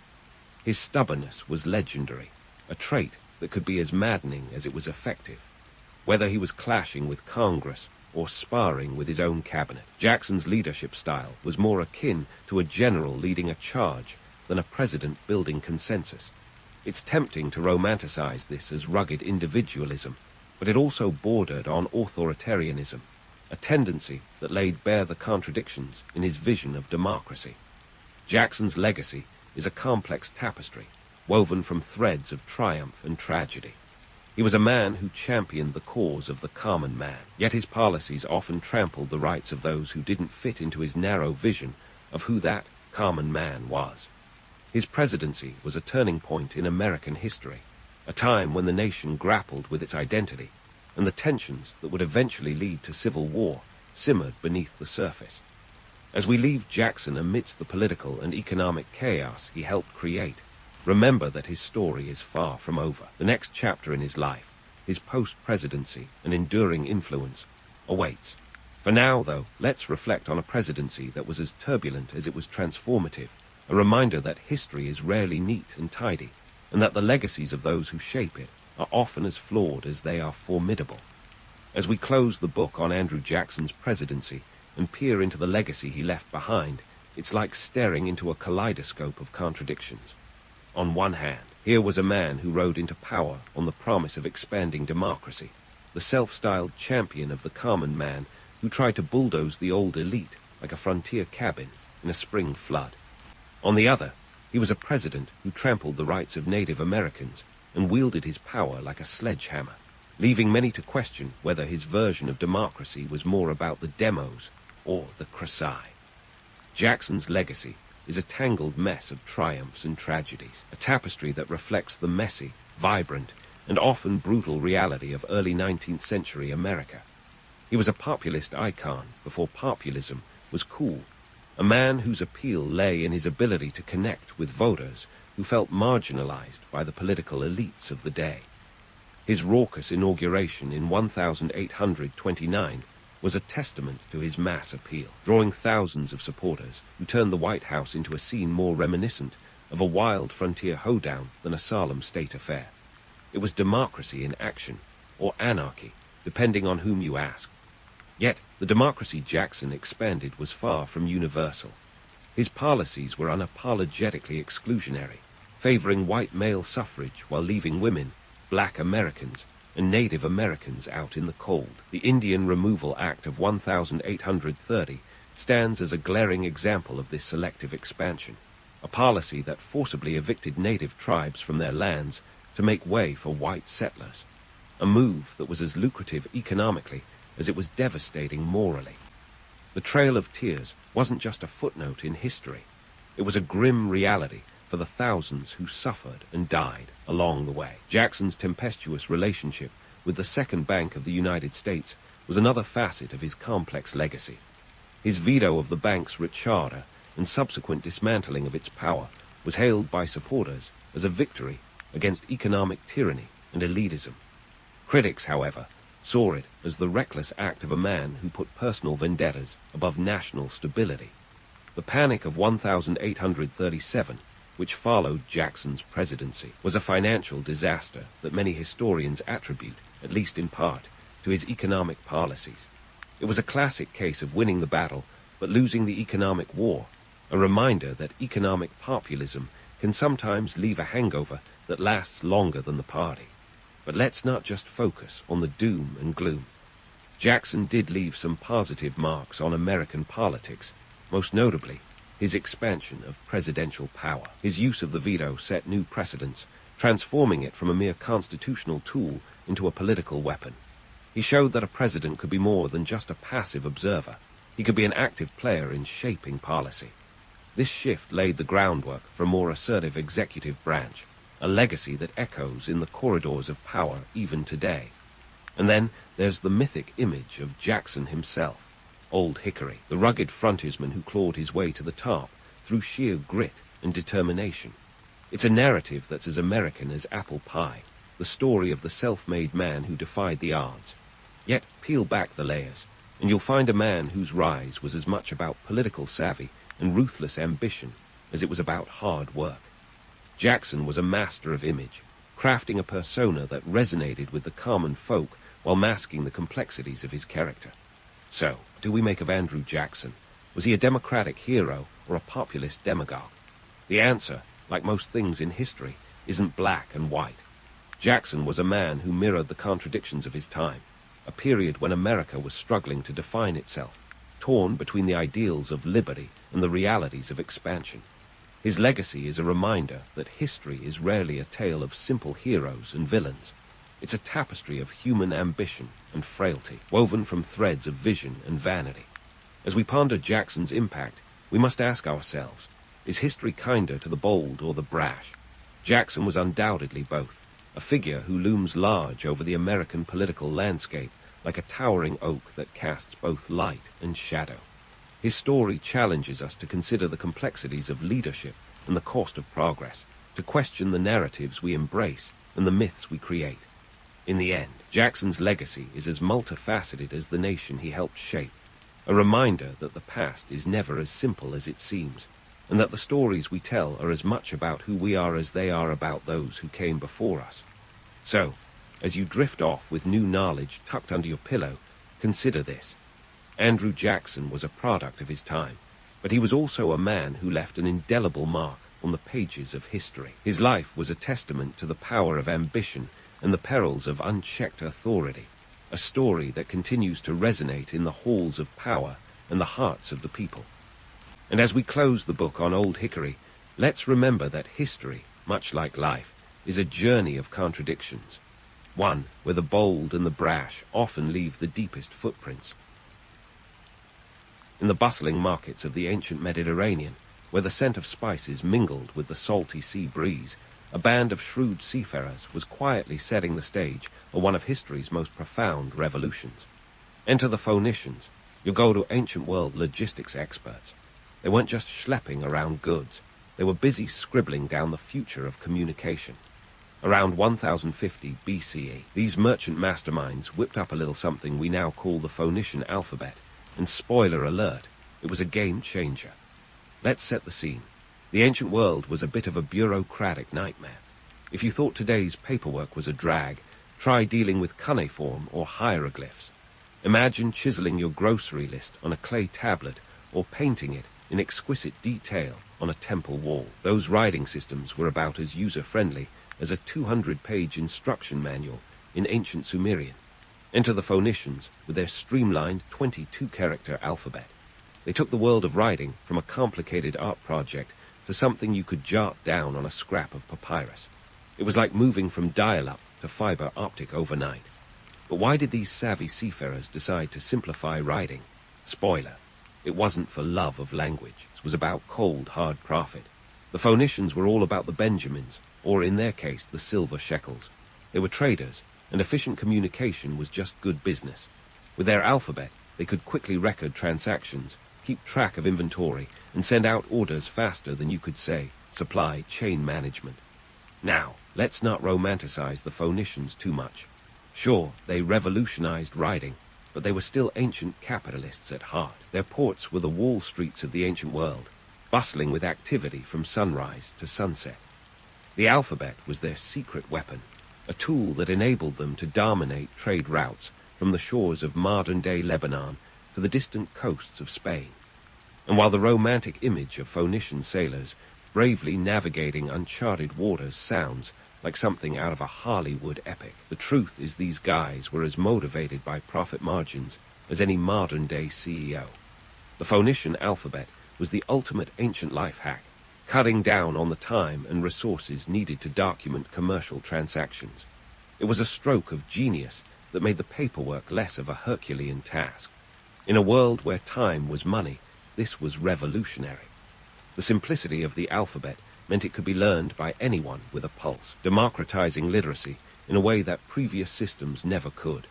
Suddenly, you didn't need to be a scribe with a decade of training to jot down a quick memo.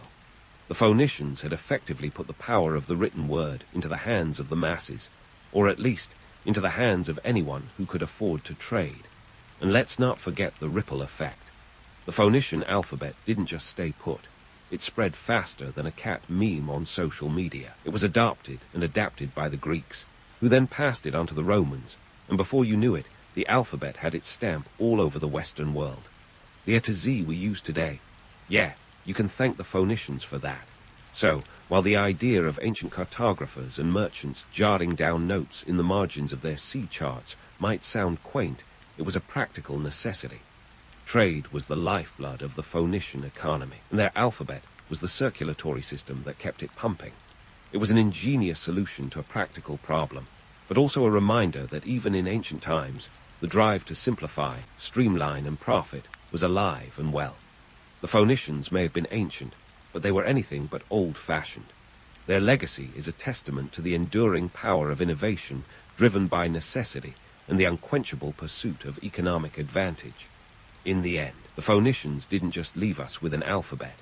They left us with a reminder that sometimes the most profound changes come not from grandiose gestures or epic battles, but from the simple, relentless drive to make life just a little bit easier, or in their case, more profitable. And in the grand tapestry of history, that's a pretty impressive footnote. But let's not get ahead of ourselves, because the story of the Phoenician alphabet's spread is a saga of ancient networking that would make LinkedIn blush. The Phoenicians didn't just sit back and let their alphabet become a bestseller. They were the original influencers, using trade routes like a Silicon Valley tech company uses social media algorithms. Their alphabet hitched a ride on the decks of their ships, cruising the Mediterranean like a rock star on a world tour. First stop on our alphabetic odyssey, Byblos, a city that was as much a cultural blender as it was a trade hub. Byblos was the Phoenicians' home turf, located in what we now call Lebanon. It was a bustling port, where goods and ideas flowed as freely as the wine at a Greek symposium. This city was the epicenter of the Phoenician alphabet's early days, a place where traders and merchants picked up the new writing system like tourists grabbing souvenirs. From Byblos, the alphabet didn't just dawdle around. It leaped across the sea to Carthage, another heavyweight in the ancient Mediterranean. Carthage was a Phoenician colony that grew to become a juggernaut in its own right, practically a corporate franchise of the motherland. By the time the alphabet hit Carthage's shores, it was already evolving, adapting like a linguistic chameleon. Picture this, an adaptable writing system that could morph to fit new languages and cultures, like duct tape for words. Whether you were a merchant in Carthage or a farmer in Sardinia, this alphabet was as flexible as it was essential. Now, let's talk numbers. The Phoenician alphabet didn't just mosey around the Mediterranean at a leisurely pace. It was more like the ancient equivalent of a viral tick-tock dance, spreading in less than 200 years. By 800 BCE, it had reached Greece, an impressive feat when you consider that these guys were sailing in ships that wouldn't pass modern safety inspections. We're talking about a distance of over 800 kilometers from Byblos to Athens. No small feat when your navigation tools are sun, stars, and a lot of guesswork. The Greeks, always the overachievers, took to the Phoenician alphabet like a duck to water. They didn't just adopt it. They gave it a makeover, adding vowels because, let's face it, reading without them is like trying to watch a movie with the sound off. This was the alphabet that would eventually morph into the Latin script, the backbone of Western written communication. But let's not get ahead of ourselves. The Greeks had a way of taking what was good and making it their own. Kind of like how your mom takes your favorite recipe and suddenly it's her dish at Thanksgiving. But why was the Phoenician alphabet so irresistible? It's simple economics, folks. The alphabet was a tool that made trade more efficient communication clearer, and record-keeping as easy as pie. It was the smartphone of its day, a must-have gadget that you didn't know you needed until you had it. By simplifying the process of writing, the Phoenicians didn't just streamline their business operations. They democratized literacy, making it accessible to anyone with a basic education. That was revolutionary, considering that previous writing systems required years of training and a PhD in patience. Now, you might think that with all this success, the Phoenicians would have had massive PR campaigns, maybe some ancient billboards along the trade routes. But their marketing strategy was subtler, more organic. It was like the best kind of viral marketing, word of mouth, literally. Traders and sailors carried the alphabet with them, sharing it with other cultures. It was practical, efficient, and adaptable, three qualities that any good product needs to conquer the world. And let's not ignore the role of the Mediterranean itself, the ancient world's superhighway. This vast sea was a conduit for more than just spices and pottery. It was a network of connections, a place where cultures collided and ideas mingled. The Phoenicians were its most adept navigators, savvy sailors who knew every nook and cranny of this watery expanse. They didn't just sail its waters. They owned them, turning the Mediterranean into their own personal alphabet distribution channel. In essence, the spread of the Phoenician alphabet wasn't just about letters crossing borders. It was about ideas traversing cultures.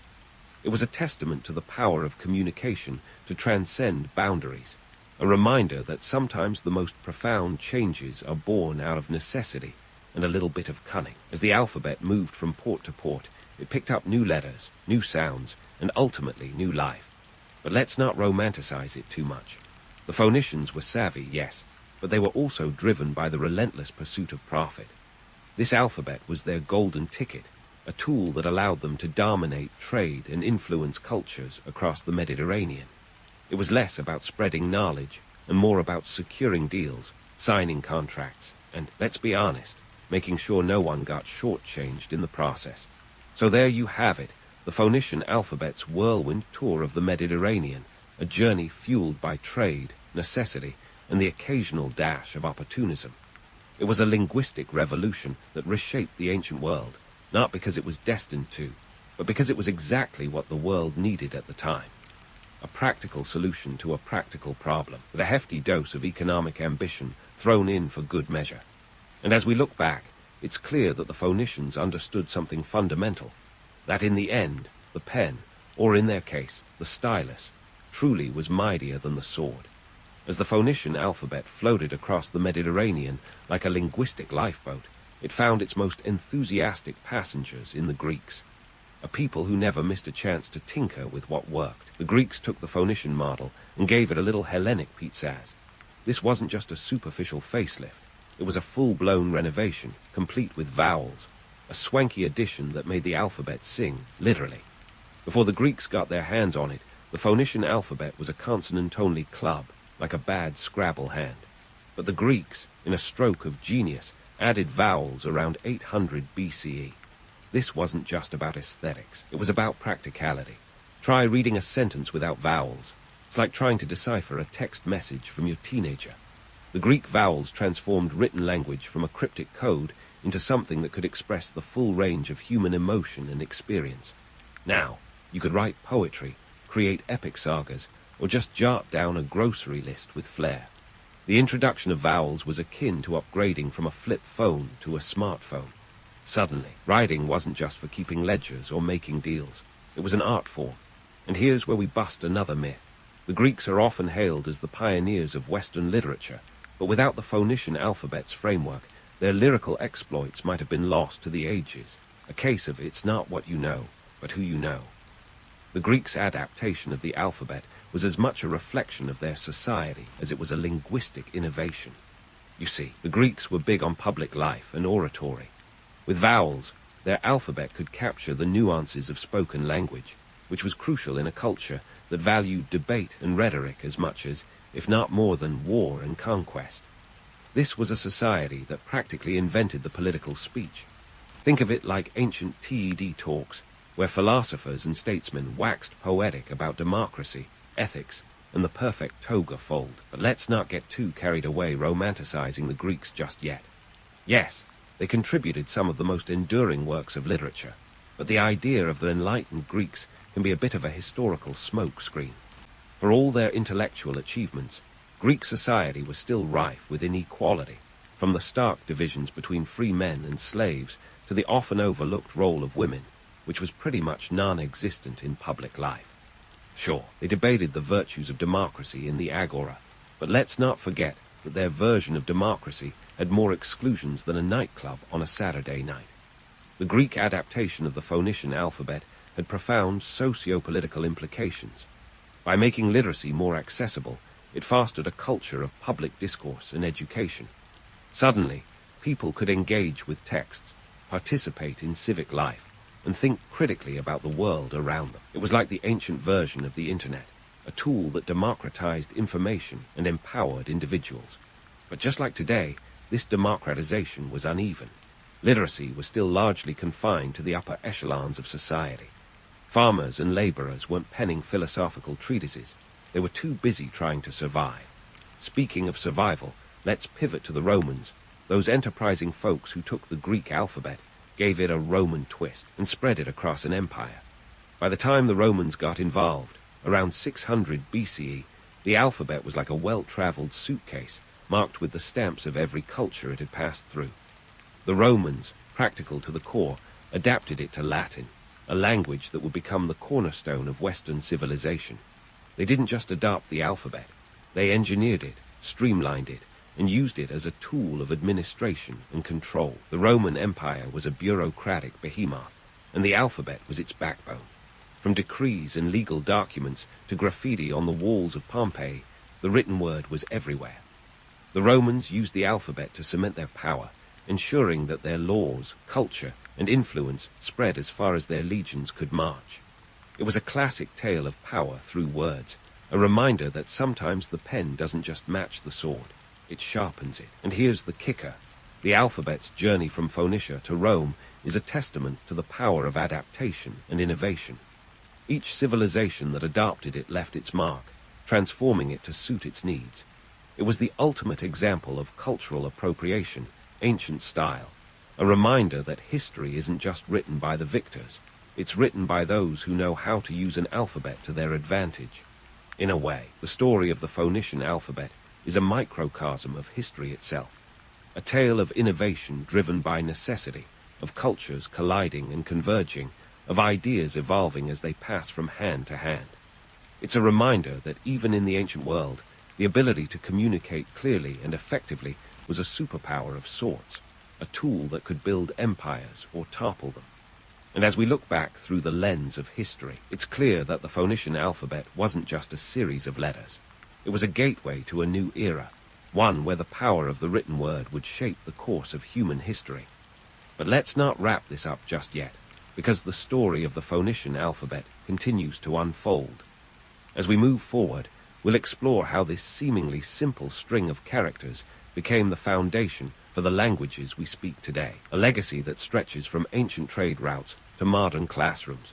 So stay tuned, because the next chapter promises to be just as compelling, with twists and turns that would make even Homer sit up and take notice. As we sail further into the alphabetic seas, let's pause to appreciate the Phoenician alphabet as the ancient ancestor of all our modern acronyms and emojis. This linguistic innovation was less about lofty ideals and more about practical problem solving, like figuring out how to tweak your dinner plans in 280 characters or less. The Phoenician alphabet, stripped down to its essentials, didn't just whisper sweet nothings of love for language, it shouted efficiency from every ancient rooftop. And while it might not have invented the hashtag, it certainly laid the groundwork for the digital shorthand we use today. Now, let's draw a modern-day parallel. The technological disruption of the Phoenician alphabet was akin to the smartphone revolution. You remember that seismic shift, right? When we collectively moved from rotary dials to touchscreens, from hello, operator to hey, Siri. The Phoenician alphabet was the OG tech disruptor, turning the ancient world on its papyrus-laden head. Before this alphabet strolled onto the scene, writing was an elite club, a Wall Street of words, where only the scribble one-percenters could play. The alphabet democratized the world of writing, breaking down linguistic barriers faster than you can say, universal translator. This transformation wasn't just about creating a new alphabet, it was about shaking up the status quo. The Phoenician alphabet was like the Gutenberg press of its time, a tool that didn't just change how people communicated, but also who could communicate. Imagine an ancient world where suddenly the ability to write wasn't locked behind years of training in dusty scriptoriums. This was a game changer on par with giving everyone an internet connection, making it possible for ideas to travel as fast as they could be written down. As we dive deeper, consider how the Phoenician alphabet influenced future alphabets. It was the seed that sprouted the Greek and Latin alphabets, much like how the first computer code evolved into the ecosystems of programming languages we have today. The Latin alphabet, in particular, was the Roman Empire's linguistic Trojan horse, infiltrating cultures and ensuring that the Roman way of life was recorded, remembered, and revered. It was a strategic move, as sharp as any Roman sword, ensuring that wherever the Roman legions went, Latin followed like a shadow, a constant reminder of imperial power. But before we romanticize the Romans too much, let's not forget that their adoption of the alphabet was as much about administration as it was about art. The Roman Empire was the original red tape factory, churning out laws, edicts, and decrees with the relentless efficiency of an ancient DMV. The alphabet was their tool of control, a way to keep tabs on a sprawling empire that stretched across 3 continents. It was about maintaining order, not inspiring sonnets. Fast forward to today, and the ripple effects of the Phoenician alphabet are everywhere. Every time you jot down a note or type out a text, you're echoing a practice that began on the shores of the Mediterranean over 3 millennia ago. This alphabet was the catalyst for the eventual standardization of written communication across languages and cultures, much like how HTML became the backbone of the internet. It's a legacy that underscores the power of simplicity. Sometimes, the best innovations are the ones that strip away the unnecessary, leaving behind only what's essential. And let's not overlook the cultural impact. The Phoenician alphabet paved the way for literature, science, and philosophy, providing a foundation for the intellectual pursuits that have shaped human history. It was the spark that ignited the fire of the Renaissance, the Enlightenment, and every other meant you can think of. Without it, the great works of Homer, Shakespeare, and Tolkien might have remained unwritten, their stories lost to the whispers of time. But as we celebrate this linguistic leap forward, we must also debunk some of the myths that have grown around it. The Phoenician alphabet wasn't the product of some grand cultural enlightenment, but a practical tool born out of necessity. The Phoenicians were traders, not poets. Their alphabet was less about capturing the human soul and more about ensuring that no one got shortchanged on a shipment of olive oil. It was an innovation driven by the demands of commerce, not the musings of philosophers. Yet, despite its mundane origins, the Phoenician alphabet became so much more. It was a testament to human ingenuity, a reminder that the most profound changes often arise from the simplest needs. In the end, it wasn't just about letters on a page. It was about connecting people, cultures, and ideas across vast distances. It was about breaking down barriers and building bridges, a linguistic handshake that extended across the ancient world. As we continue this journey through the alphabetic ages, keep in mind that the story is far from over. The Phoenician alphabet's influence is still felt today, echoing through the corridors of time to touch our lives in ways we might not even realize. Whether it's in the text messages we send or the books we read, the legacy of this ancient innovation is all around us, a reminder that sometimes the biggest revolutions start with the smallest changes. So, stay tuned as we explore even more of this alphabetic odyssey in the next installment.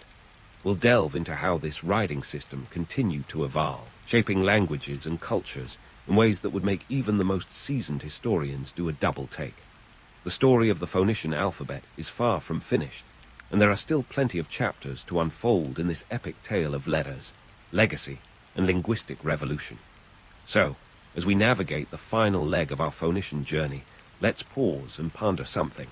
Why does this game-changing alphabet get about as much attention as a background extra in a summer blockbuster? I mean, this was the linguistic startup that laid the foundation for the modern world, and yet it's often sidelined like a forgotten opening act. So, let's break it down and give the Phoenician alphabet the spotlight it deserves. First off, the economic impact. The Phoenician alphabet was the ancient world's version of a financial app, revolutionizing trade by making record-keeping as smooth as a Mediterranean sea breeze. With their 22-character script, the Phoenicians managed to create a system that was both efficient and flexible, perfect for a trading network that stretched from the Levant to the Iberian Peninsula. This wasn't just about penning love letters or epic poems. It was about contracts, inventories, and trade agreements. In a world where a misplaced decimal point could mean the difference between profit and loss, the alphabet was a precision tool in the hands of these maritime merchants. Culturally, the Phoenician alphabet was a catalyst for literacy. Before this sleek script came along, the ability to write was like a VIP club reserved for scribes and priests. But the Phoenicians turned this exclusive art into a widespread craft, effectively democratizing literacy in the ancient world. Suddenly, the ability to read and write wasn't just for the elite few. It was accessible to traders, merchants, and anyone else with a need to jot down more than their name. This was a literacy revolution that set the stage for the intellectual leaps of later civilizations. Now, let's get political. The spread of the Phoenician alphabet was as much a political maneuver as it was a cultural exchange. It was the linguistic equivalent of soft power, a way for the Phoenicians to extend their influence without needing an army. As this alphabet moved through the Mediterranean, it carried with it the ideas and innovations of the Phoenician culture, influencing societies from Carthage to Corinth. It was a silent partnership, where the power of the written word did more to shape diplomatic relations than any treaty or trade agreement. The fact that alphabet soup eventually landed in the lap of the Greeks and Romans is a testament to its staying power and adaptability. But irony alert. Despite its monumental impact, the Phoenician alphabet rarely gets top billing in history classes. Why? Perhaps because history loves its heroes grand and its narratives epic, while the Phoenician contribution is more subtle, more infrastructural, a silent partner in civilization's grand play. It's easier to focus on the flashy conquests of Alexander the Great than the Phoenician merchants who quietly laid the groundwork for his empire's communication. Yet, without the Phoenicians, our modern-day alphabet might still be stuck in its ancient, cumbersome cousin's shadow. And while we're on the subject of irony, let's talk about the very nature of history itself. Isn't it fascinating that some of the most groundbreaking innovations come from the least expected places? The Phoenicians, a people more famous for their purple dye and seafaring prowess, ended up giving the world something far more enduring, a way to write it all down. It's a delicious contradiction that the alphabet, the foundation of so much of our recorded history, was born not out of scholarly ambition, but out of economic necessity. So, as we wrap up this alphabetic voyage, let's give credit where it's due. The Phoenician alphabet was more than just a tool for trade. It was an enabler of cultural exchange, a vehicle for political influence, and a precursor to modern literacy. It was the underdog of its time, a scrappy contender that punched above its weight and changed the course of history without firing a single arrow. In the grand tapestry of human achievement, the Phoenician alphabet is a reminder that the most profound changes often start with the simplest of innovations. It's a testament to humanity's endless capacity for adaptation and ingenuity, driven by the relentless pursuit of progress, even if that progress was initially measured in shekels and silver. So next time you type out a text or jot down a note, spare a thought for the Phoenicians, the unsung pioneers of the written word, whose legacy still echoes through every letter we write today. And there you have it, folks, the tale of the Phoenician alphabet, a story of letters, legacy, and the unassuming power of practicality. As you drift off into your own thoughts, remember that history is full of surprises, and sometimes the most unexpected innovations leave the deepest marks on the world. Here's to the Phoenicians, the original alphabetic disruptors, whose influence continues to shape our lives in ways we might never fully appreciate. In the beginning, the Roman Forum wasn't much of a looker, more of a soggy patch of ground, where you'd be more likely to lose a sandal in the muck than find a bargain on olive oil. Hard to imagine, right? Back in the 7th century BCE, this area was little more than a marshy burial ground. It was about as far from the bustling heart of a mighty empire as you could get. Still, even the grandest cities have humble origins, and Rome was no exception. The Romans, ever the masters of transformation, were soon rolling up their proverbial sleeves to drain this swamp. They were like ancient urban planners with a fondness for ambitious projects and a disdain for stagnant water. With the construction of the Cloaca Maxima, one of the world's earliest sewage systems, the city began to tame the marshy landscape. Talk about turning a mess into a masterpiece. This engineering marvel not only drained the Forum, but set the foundation, literally, for what would become the epicenter of Roman life. By around 500 BCE, the area started to take shape as a bustling marketplace. Traders piled in, hawking everything from locally grown olives to exotic spices that had traveled more miles than most Romans could dream of. Picture this: the air thick with the scent of cumin and coriander, the sound of haggling echoing off newly erected stone structures, and the sight of every social class brushing shoulders over a deal. The Forum was the ancient version of a stock exchange, supermarket, and political arena rolled into one. Now, let's not romanticize this too much. Sure, the Forum was a place where fortunes were made, but it was also a hotbed of chaos. You didn't just pop in for a quick shop. You navigated through a cacophony of barter, debate, and occasionally a fistfight. It was a place where the clink of coins was as common as the clash of opinions. In fact, the word forum itself comes from the Latin for public place outdoors. It was less about the scenery and more about the spectacle. But what truly set the Forum apart was its dual role as a political stage. This wasn't just about selling goods, it was about selling ideas. Here, the seeds of democracy were sown, sometimes in the shadow of towering statues of the gods or the latest political hero. The Forum was where the Roman Republic flexed its democratic muscles, where consuls were elected, and where the Senate debated everything from military campaigns to public festivals. It was an open-air theater where the plays were political, and the actors were the citizens themselves. For instance, when Rome transitioned from monarchy to republic in 509 BCE, the Forum became the backdrop for some of the most significant political dramas. It was here that the 12 tables, the earliest attempt at a code of law, were displayed for all to see. Imagine that, your legal rights and responsibilities, etched in stone for everyone to read. It was a radical move towards transparency, even if the laws themselves were sometimes less than equitable. As we stroll through this ancient hub, it's crucial to remember that the Forum wasn't just a place of high ideals and lofty speeches.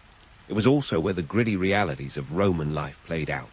The streets were teeming with people from all walks of life, senators in their togas, merchants with their wares, slaves running errands. It was a microcosm of the city's social structure, where power dynamics were as visible as the columns of the basilicas. Now, let's bust a myth or two. The romantic image of the Roman Forum as a place of pure civic virtue and philosophical debate. Well, reality was a bit more colorful. This was a place where deals were as likely to be sealed with a handshake as they were with a bribe. Corruption was part of the game, and public officials often had more in common with modern-day lobbyists than we'd like to admit. The Forum was a place where oratory could sway a crowd, but it often took a little silver on the side to seal the deal. Yet despite its flaws, the Forum was undeniably the beating heart of Rome. It was where the city's pulse was strongest, where its ambitions were most visible. As you walked its cobbled paths, you'd feel the weight of history beneath your feet, the echoes of past debates in the air, and the relentless energy of a civilization on the move. The Forum was not just a place. It was an idea, a vision of Rome as a center of power, commerce, and culture. So, next time you find yourself daydreaming about ancient Rome, remember that it all started here, in a once marshy expanse that became the launch pad for an empire. The Forum was where the mundane met the monumental, where everyday transactions could lead to extraordinary events. It was a place of contrasts, between the ideal and the real, the noble and the nefarious. And that, my friend, is what made it truly Roman. So, as we make our way through the heart of ancient Rome, let's dive into the hustle and bustle of the Forum's markets. Picture yourself elbow-deep in a crowd, navigating through a sea of tunics and togas, haggling with merchants who would put today's salespeople to shame. If you thought modern bazaars were chaotic, the Roman Forum would have been your ultimate endurance test. Let's talk numbers. A loaf of bread. That would set you back about one as, a small bronze coin that jingled in the pockets of Roman citizens like loose change. Not much, you might think, until you realize that the average laborer earned around 3 to 4 asses a day. That's right, half your daily wage on a loaf. And if you were eyeing a toga, the Roman equivalent of a power suit, you'd need to cough up around 15 denarii, a silver coin worth 10 asses each. Now, that's a serious investment in your wardrobe, especially when you consider that one denarius could feed a family for a week. But hold your horses, or should I say, your chariots, because not everyone was splashing coins around. Bardo was alive and kicking, especially for those who didn't have much currency to spare.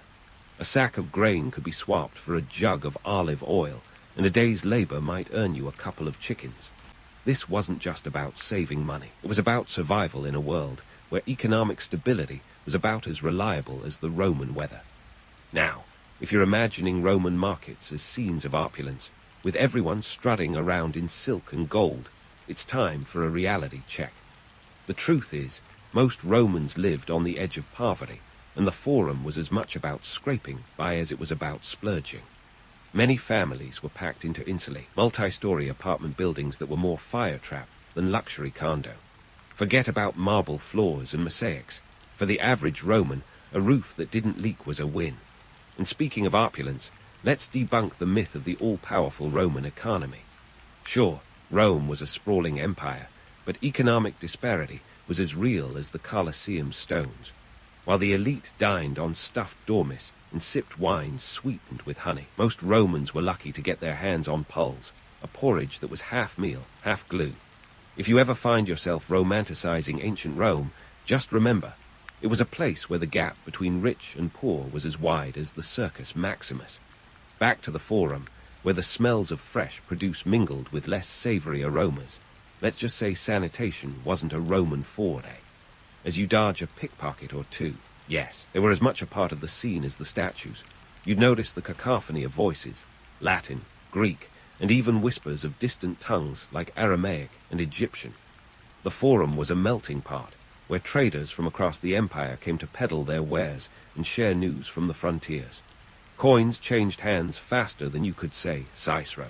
But it wasn't just about buying and selling. This was a place where deals were struck with a wink and a nudge, where a nod could mean the difference between a good day and a bad one. And let's not forget the ever-present risk of being swindled. Those ancient Romans had a saying, caveat emptor, or let the buyer beware. It's a phrase that survived 2 millennia for a reason.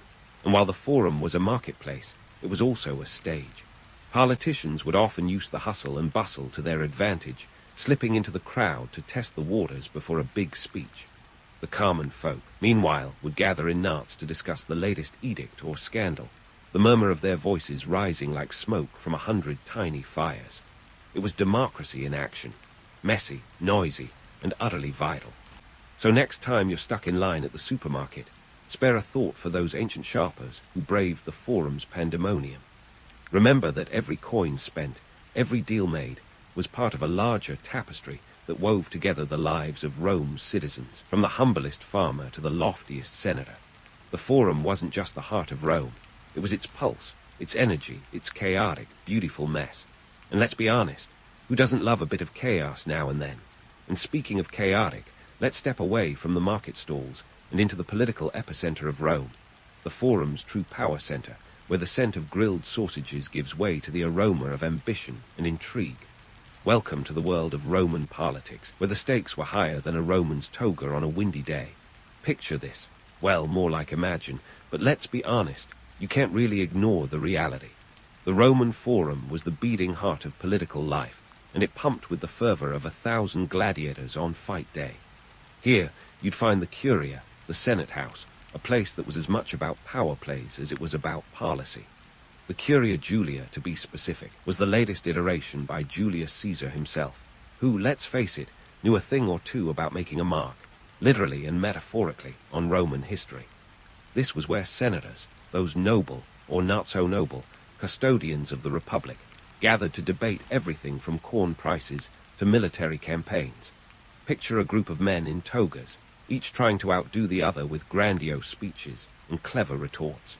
If you think modern politics is a heart mess, the Roman Senate was its ancient ancestor, complete with all the pomp and circumstance you'd expect. Now, before you start imagining Socratic debates and noble ideals, let's throw in a reality check. Roman democracy wasn't exactly a shining beacon of equality. Out of roughly 900 senators, only a handful had the real power. The rest were just there for the spectacle and the complimentary wine. And let's not forget the plebeians, the common folk, who had about as much say in political matters as a stray cat in the forum. Sure, there were the tribunes of the plebs, those champions of the common people, elected to protect the interests of the masses from the patrician class. But let's be honest, their bark was often louder than their bite. They could veto decisions, but they were also susceptible to a little something called persuasion, usually in the form of a hefty bribe. Ah, the sweet smell of democracy. And if you thought political scandals were a modern invention, think again. The Forum was the original stage for political theater. Take the Catiline conspiracy, a plot so juicy it deserves its own Netflix series. In 63 BCE, Lucius Sergius Catilina, a disgruntled aristocrat with a penchant for drama, hatched a plan to overthrow the Republic. Spoiler alert, it didn't go well. Cicero, the silver-tongued orator, exposed the plot in a series of speeches that were as much about saving Rome as they were about boosting his own profile. You could say Cicero was the original spin doctor, selling his brand of justice with a side of self-promotion. But let's not romanticize Cicero too much. He was as much a part of the political game as anyone, and his downfall came as swiftly as he had risen. His exile in 58 BCE was a reminder that in Roman politics, today's hero could be tomorrow's scapegoat. It was a world where alliances shifted like the sands of the Colosseum, and loyalty was as fleeting as a Roman summer breeze. Speaking of breezes, let's wander over to the rostra, the platform from which orators addressed the masses. This was the social media of ancient Rome, where news, gossip, and propaganda were broadcast to the public. Imagine standing there, trying to make yourself heard over the din of the crowd and the clatter of chariots, a feat that required more than just a loud voice. It was about charisma, timing, and knowing just when to drop a rhetorical bomb. Elections, too, were a spectacle to behold. Picture the Campus Martius, the field of Mars, thrumming with the energy of free citizens casting their votes. But before you envision a fair and free election, remember this. Votes were influenced by more than just speeches. The wealthier candidates would host lavish games or distribute food to win over the populace. It was a system where bread and circuses were just as important as policy. If you've ever wondered where the phrase, vote with your stomach, came from, look no further. And let's not forget the public trials, a staple of Roman justice, or injustice, depending on which side you were on. The Forum was where you could watch a trial unfold like the best courtroom drama. Picture the likes of Gaius Verres, a corrupt governor of Sicily, being brought to trial by none other than Cicero. It was a public event, complete with jeering crowds and dramatic speeches. Verres fled into exile before the verdict was even announced. Talk about guilty until proven innocent, Roman style. But in the grand theatre of the Forum, not all players were created equal. The real puppeteers were often the ones pulling strings from the shadows. The equestrian class, Rome's wealthy elite, wielded influence that belied their absence from the political stage. They were the bankers, the financiers, the ones who could make or break a senator's career with a single loan or lack thereof. Money talked, and in the Forum it spoke louder than words. So as we stroll through the Forum, remember it wasn't just a place of marble and monuments. It was a living, breathing organism, pulsing with the ambitions, schemes, and dreams of those who walked its cobblestones. It was where power was negotiated, not always with honor, but with a healthy dose of shrewdness and cunning. The Forum was the beating heart of Rome, where political fortunes were made, and unmade, faster than you could say, et tu, brute. Stay tuned as we continue our journey through this ancient world, where politics was a blood sport, and the stakes were nothing less than the fate of an empire. And speaking of blood sports, let's pivot away from the political arena to the very real, very visceral spectacles that were a staple of Roman entertainment. The Forum wasn't just a place for senators to strut their stuff or merchants to hawk their wares. It was the backdrop for a social hierarchy that was as solid as the columns of the Temple of Saturn. First off, let's talk class divisions.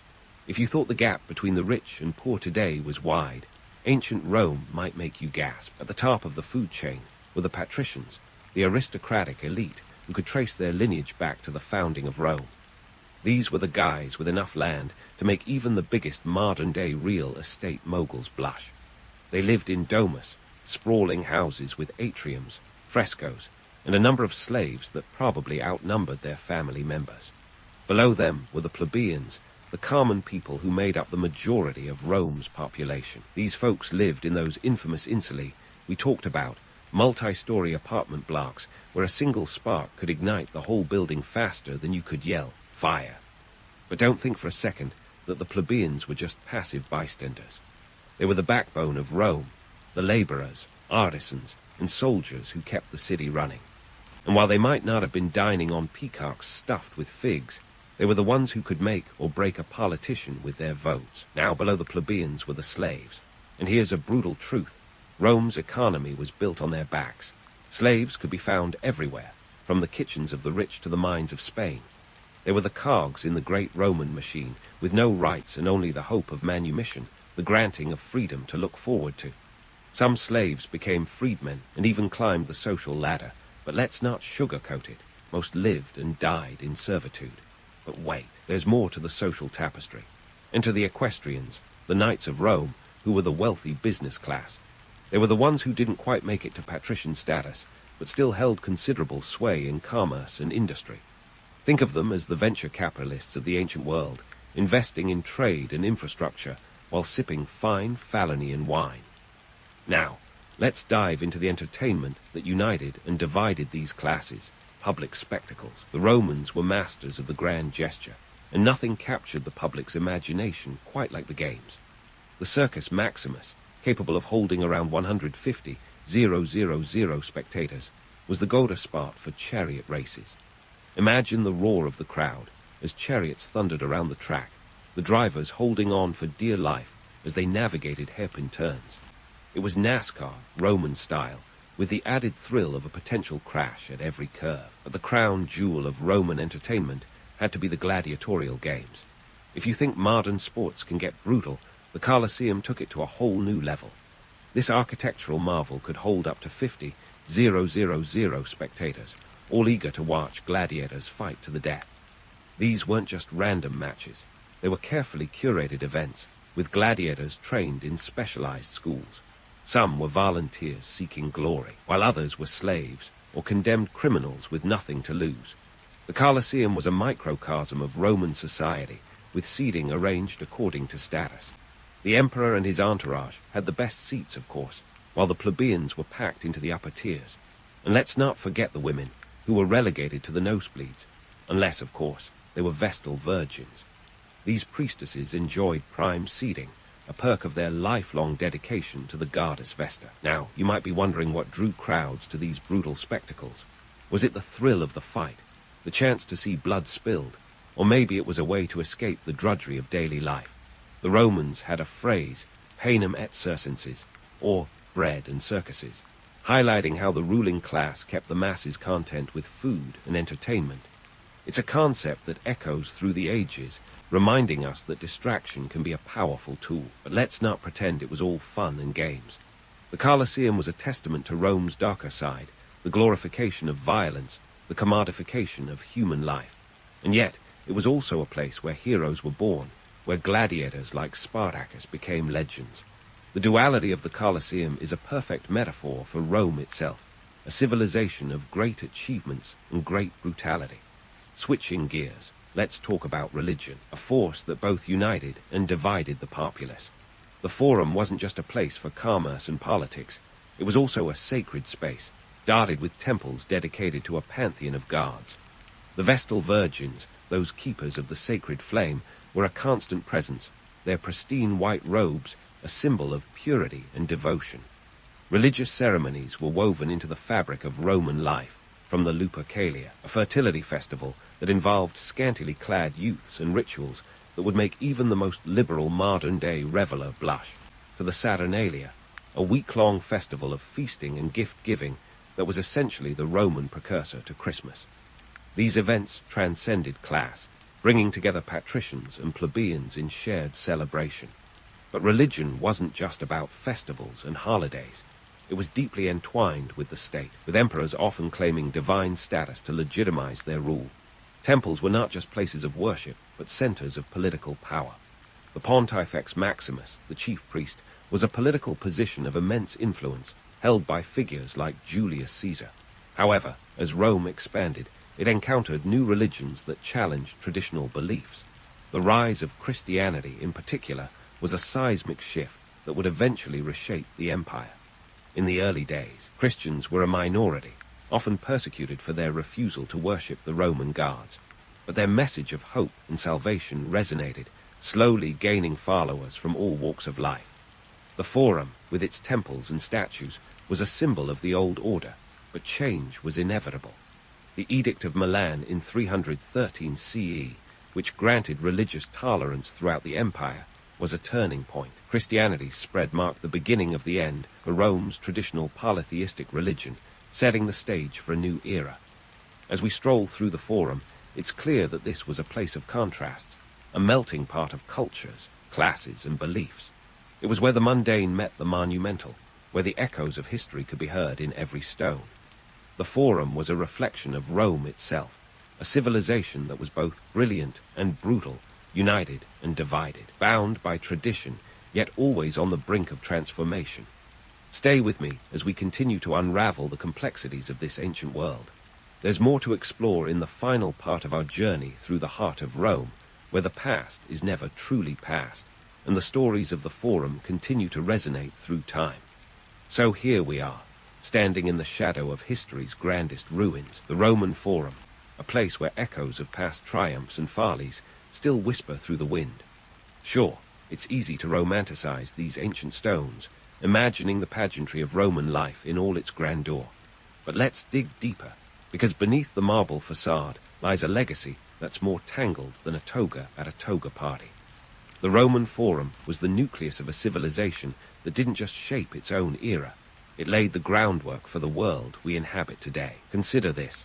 The very concept of a republic, where power is shared and debated, was honed in these very streets. While what we call democracy today has evolved significantly, the basic principles of representation and civic engagement owe a hefty debt to those ancient Roman innovators.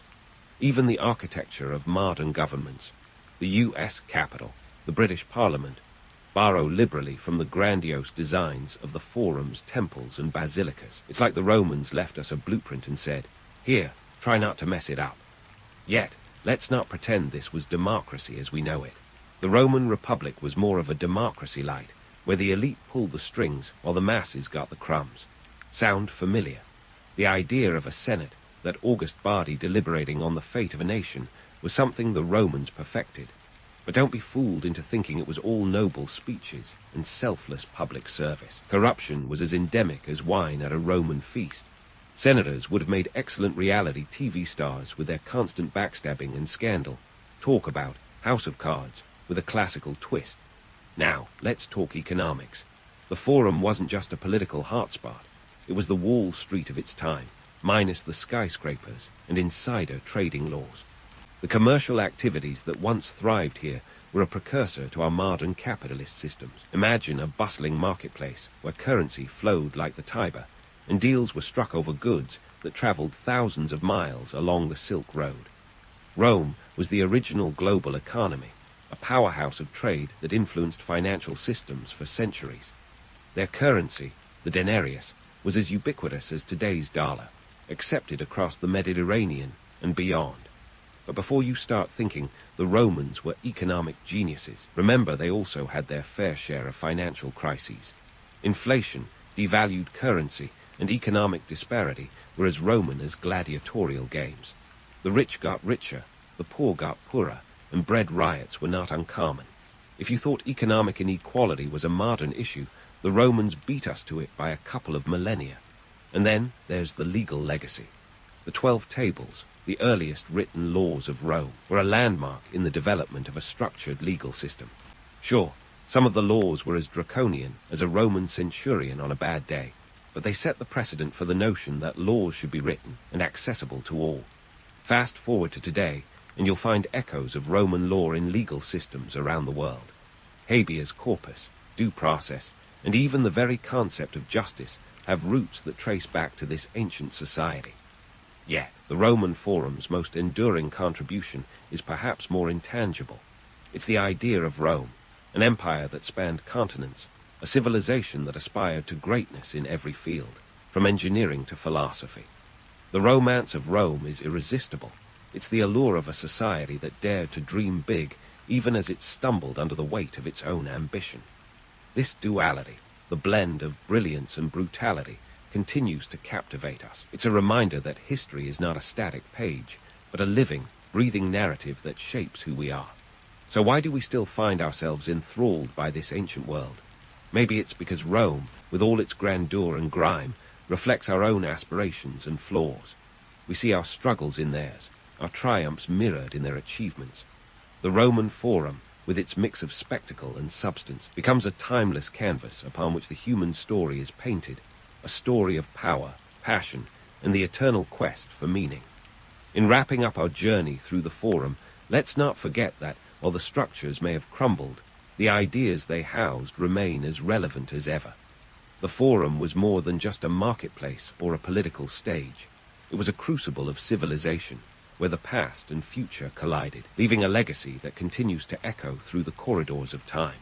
So next time you find yourself pondering the complexities of our modern world, spare a thought for the Romans, who walked these paths and shaped the future in ways they could never have imagined. As we bid farewell to the Forum, remember that the stories it holds are as alive today as they were in the days of Caesar and Cicero. And who knows, maybe one day, future generations will look back at our time and see the threads of their own legacy woven into the tapestry of history. The tale of Louis Roman XIV begins with a bang, and I'm not just talking about the fireworks that would later light up his Versailles parties. We're diving into the world of 17th century France, where the wigs were high and the stakes were higher. Born on September 5, 1638, Louis was the bouncing baby boy that France had been waiting for. You see, his parents, King Louis Roman XIII and Anne of Austria, had been married for 23 years without a sign of an heir. Louis's arrival was celebrated as a minor miracle, and they fittingly named him Louis d'Eudenay, or Louis, the gift of God. Talk about setting the bar high from birth. Now, Louis didn't exactly have your average childhood. By the time most kids are learning to tie their shoes, Louis was learning to rule a kingdom. Drama kicked in when he was just 4 years old, an age when most kids are still figuring out how to color inside the lines. His father, Louis Roman XIII, died in 1643, leaving little Louis to inherit the throne. Imagine being a preschooler with a crown too big for your head and a kingdom in chaos. But hey, that's monarchy for you.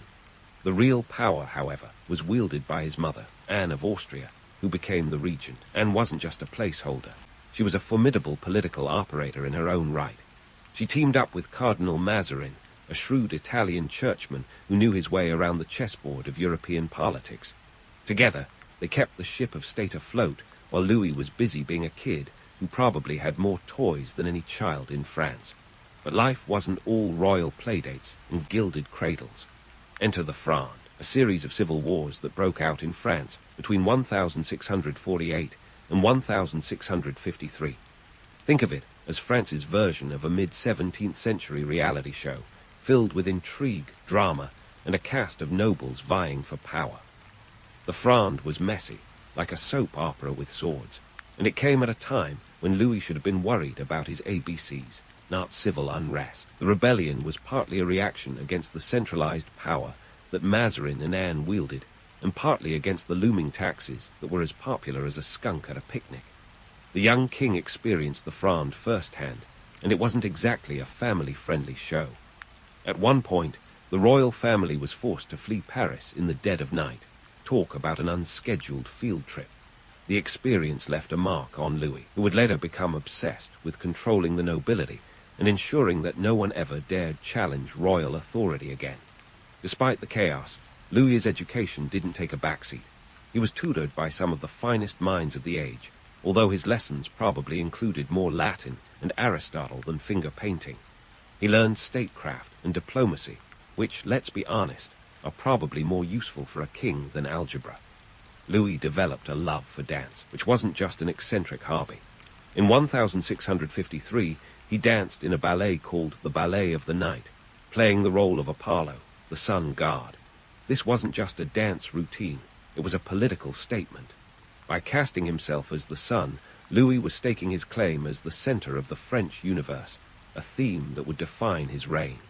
Meanwhile, Anne's regency wasn't without its challenges. She had to navigate a court full of ambitious nobles who weren't exactly thrilled about taking orders from a foreign queen and her Italian cardinal sidekick. Yet Anne played her cards with skill, much like a poker player with the patience of a saint. Her determination and political savvy helped ensure that, when Louis was ready to take the throne for himself, he'd do so with the full machinery of state behind him. Now, back to the Fronde for a moment. This rebellion wasn't just a footnote in history, it was a pivotal event that shaped Louis's worldview. Picture this, a childhood marked by instability and a game of musical thrones. The chaos of the Fronde taught him a valuable lesson, the need for order, control, and a little thing called absolute monarchy. When Louis eventually took the reins, he was more than ready to centralize power and keep a tight grip on the aristocracy. No more fleeing in the middle of the night for him. By 1653, the Fronde was finally quashed, thanks in large part to Mazarin's political acumen and military strategy.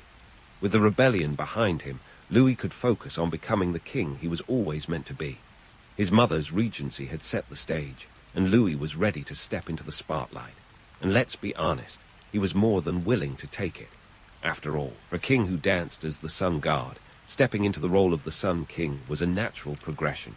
So there you have it, the early life of Louis Roman XIV, marked by unexpected responsibility, political intrigue, and a chaotic start to what would become one of the most famous reigns in history. It's a story of a toddler king, a savvy mother, and a country in turmoil. But if you think this was the pinnacle of drama, stick around. Louis's reign was just getting started, and trust me, the best, or the most extravagant, was yet to come. Now, with the Fronde behind him and a shiny crown on his head, Louis Roman XIV was ready to take charge. And by take charge, I mean he was about to turn the French monarchy into his own personal art form. In 1661, Louis made a bold move that would send shockwaves through the corridors of power. He decided to rule without a chief minister. Yeah, he was going solo. No more sharing the spotlight with a Cardinal Mazarin-type figure. It was a power play worthy of a modern-day CEO. Louis was done with letting someone else hold the reins. He wasn't just the Sun King in name. He was about to become the sun around which every courtier, noble, and bureaucrat would orbit. This wasn't just a vanity project, though it certainly had its share of gilded mirrors. Louis had learned the hard way that divided authority led to chaos. Remember those nights spent fleeing Paris as a kid? Yeah, they left a mark. Louis wanted a stable, centralized government, and he was the man for the job. He wasn't just cutting out the middleman. He was making sure the word middleman became obsolete in the royal dictionary. Now, let's talk about Versailles. Ah, Versailles, the epitome of opulence, the crown jewel of Louis's reign, and the setting for countless Instagram-worthy shots if they'd had smartphones back then. Construction began in 1664, and as with all things Louis, it was not going to be done on the cheap. Forget your average home renovation budget. The Palace of Versailles came with a price tag that would make modern oligarchs blush. Estimates suggest it cost anywhere from 100 to 300 million livres, and that's in 17th century currency, folks. Adjust that for inflation, and you're looking at a small country's GDP. The palace wasn't just a home, it was a political tool, a stage where Louis could perform his greatest role yet. By moving the court from Paris to Versailles, he effectively turned the nobility into his captive audience. Ever the fan of micromanagement, Louis orchestrated every detail, from the lavish gardens to the Hall of Mirrors, which wasn't just a nod to his own reflection, but a metaphor for his reign, endlessly reflective and infinitely complex. Versailles was Louis's pet project, but it was also his political weapon of choice. By housing the nobility under one roof, he could keep an eye on them, ensuring that no one got too big for their britches. It was the ultimate power move, like hosting a never-ending reality show where the king controlled the script. Nobles were kept busy with elaborate ceremonies, and the hierarchy was clear. All roads led to Louis. The palace became a gilded cage, and the nobility, who were used to wielding power in their own domains, found themselves competing for the king's favor instead. But don't think Louis was just lounging around Versailles in a silk robe, sipping wine. The man's routine was more regimented than a boot camp drill. His day kicked off at the staggering hour of 8:30 a.m. Not bad for a guy who probably had the best alarm clock in the kingdom, a team of servants whose sole job was to wake him up. The lever, or waking ceremony, was a spectacle in itself. Picture this, a crowd of courtiers eagerly waiting for the privilege of watching the king get dressed. It's the 17th century version of reality TV, and Louis was its star. Then came the council meetings, where Louis, ever the micromanager, insisted on being involved in every decision. His motto might as well have been, if you want something done right, do it yourself. He deliberate on everything from foreign policy to tax reforms, proving that even absolute monarchs had to deal with paperwork. Louis was a hands-on ruler who believed that his divine right didn't come with free time. Afternoons were filled with hunting, for which Louis had quite the penchant. He wasn't just chasing deer, though. He was showcasing his prowess as a leader. A successful hunt was as much about politics as it was about sport.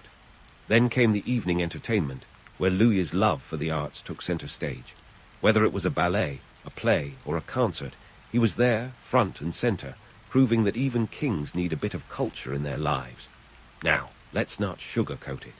Ruling without a chief minister and building a palace like Versailles came with its share of criticism and grumbling. But Louis was not one for second-guessing his decisions.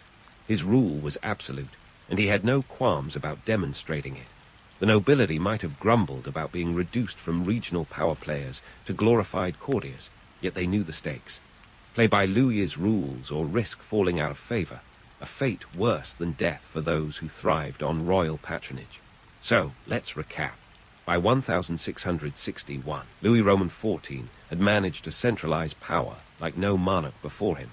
He turned his childhood experiences of chaos into a blueprint for absolute rule.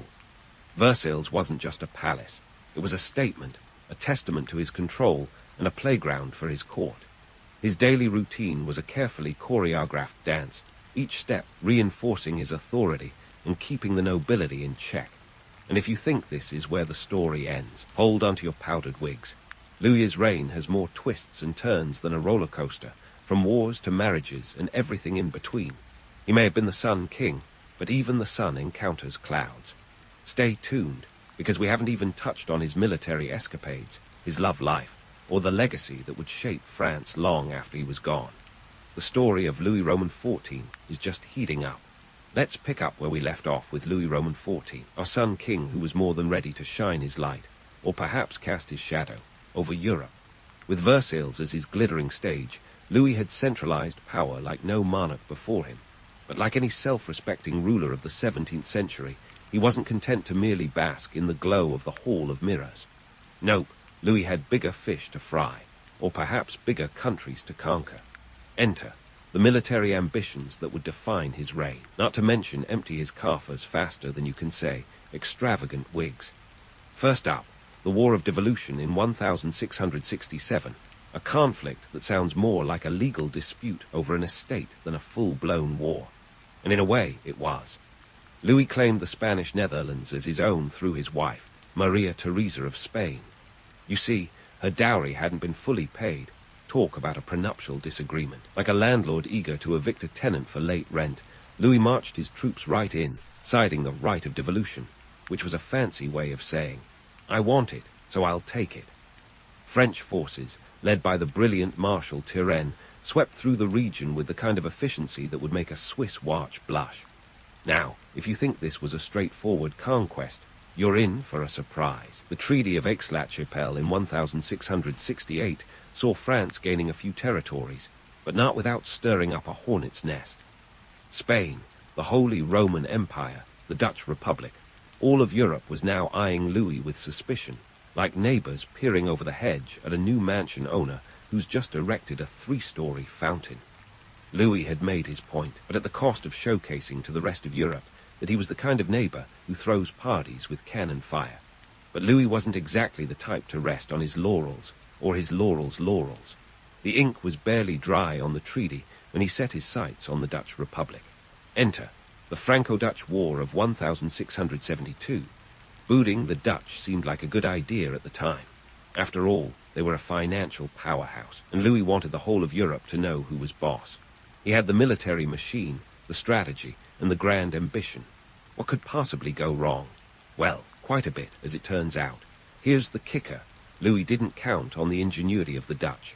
They opened their dikes, flooding the land and turning the countryside into a watery moat that stopped the French advance cold. This act of environmental warfare was as surprising as it was effective. Imagine trying to conquer a country that suddenly turned into a swamp. Talk about a soggy setback. It wasn't just geography that thwarted Louis. The Dutch cobbled together an alliance that included Spain, the Holy Roman Empire, and even England. Yes, the English, who were supposed to be Louis's allies, decided they'd rather side with the underdog this time. The war dragged on until 1678, culminating in the Treaty of Nijmegen. Louis gained a few territories, but the cost was astronomical. The war had drained the French treasury like a sieve, and the European balance of power was now a delicate dance with Louis at the center, trying not to trip over his own ambitions. But wait, there's more. As if 2 wars weren't enough to keep him busy, Louis soon found himself embroiled in the 9 Years' War, also known as the War of the Grand Alliance, kicking off in 1688. The name might sound like the plot of a fantasy novel, but it was anything but. Picture a European coalition determined to check French expansionism. Louis was up against a who's who of European powers: England, Spain, the Dutch Republic, and the Holy Roman Empire. It was like the Avengers assembling, only with more wigs and fewer special effects. The war was a grueling slog, running until 1697 and stretching Louis's resources to the breaking point. His once bountiful treasury was now a shadow of its former self, and the French populace was feeling the strain. Taxes skyrocketed, and the economy faltered. Louis's ambitions had not just cost him money and manpower, they'd cost him goodwill at home. Yet, despite the economic strain, Louis was nothing if not persistent. He believed in the divine right of kings, after all, which meant his will was as unyielding as his fashion sense was flamboyant. He remained committed to his vision of a France that was not only powerful but respected, or at least feared, across Europe.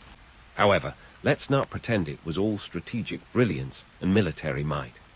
Louis was known for his quirks and personal eccentricities. For instance, his insistence on the grandeur of the French court reflected his belief in the spectacle of power. He was a king who adored the theatre and understood the role of optics in politics. His court at Versailles was a stage where he was both director and star, and his wars were just another act in the grand play of his reign. The Sun King had a penchant for grand gestures, and his military campaigns were no exception. But these wars were not just the stuff of legend. They were a drain on the kingdom's resources and a testament to the dangers of unchecked ambition. Louis's reign was a balancing act between the romantic allure of absolute power and the harsh reality of its costs. As the 9 Years' War drew to a close, Louis's legacy as a military leader was a complex tapestry of victories and setbacks. He had expanded French territory and influence, but at a cost that would haunt his successors. The French treasury was depleted, the population weary, and the alliances he had so carefully constructed were beginning to fray. Yet, in true Louis fashion, he remained undeterred. The Sun King was not one to shy away from challenges, whether they came from the battlefield or the banquet hall. So there you have it, the military escapades of Louis Roman XIV, a saga of ambition, extravagance, and more than a few missteps.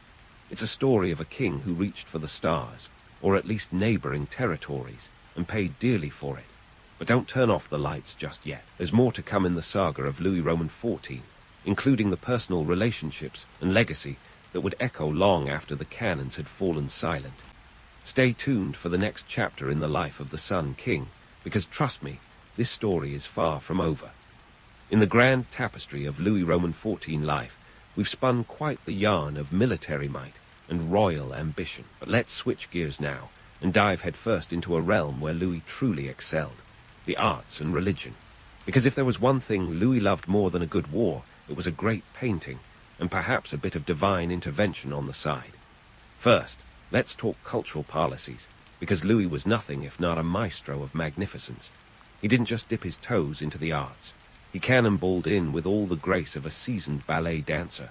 which incidentally he was. Louis positioned himself as the ultimate patron of the arts, much like a modern-day billionaire collecting Picassos to line his 100th mansion. Under his reign, the arts weren't just flourishing. They were positively blooming like a Versailles garden in spring. From 1661 onwards, Louis embarked on a cultural campaign that would leave the Louvre echoing with applause. He established the Académie Royale de Peinture et de Sculpture in 1648, and the Académie Royale de Musique in 1669, both institutions that would shape French, and indeed European, culture for centuries. These weren't just vanity projects. They were strategic moves to cultivate a national identity, a cultural renaissance that would make France the epicenter of European art, kind of like the Instagram influencer of its time, setting trends that everyone else scrambled to follow. Louis's court was a who's who of the art world. Molière, Lully, Racine, these weren't just names to drop at a cocktail party. They were the rock stars of their day, and Louis was their biggest fan. He didn't just fund their works, he actively participated in them.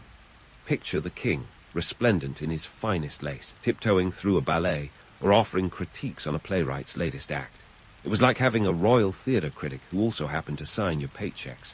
Talk about pressure. But here's where it gets interesting. Louis's cultural splurges weren't just about beautifying France. They were about control. By making himself the sun around which the cultural planets orbited, he ensured that the arts became a tool of propaganda. Every painting, every play, every piece of music was a reflection of his reign, a testament to the glory and grandeur of Louis Roman XIV. It was a masterstroke of image management, centuries before PR firms were a thing. Louis's love for the arts didn't stop at the theatre door. His architectural whims transformed the French landscape.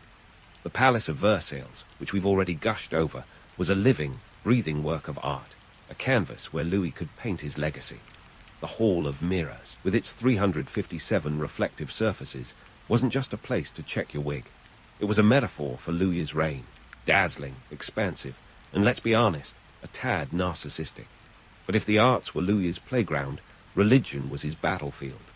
The king was a devout Catholic, and his faith was as much about politics as piety. He saw himself as God's representative on earth, a sort of divine CEO managing the heavenly subsidiary known as France. Like any good manager, he wanted uniformity among his employees, or in this case, his subjects. Enter the Edict of Nantes, the 1598 decree that had granted religious freedom to Protestants in France. By the time Louis got his hands on it in 1685, he saw it more as an obstacle than a peace treaty. In a move that would spark outrage and lead to one of the more controversial episodes of his reign, Louis revoked the edict, effectively outlawing Protestantism in France.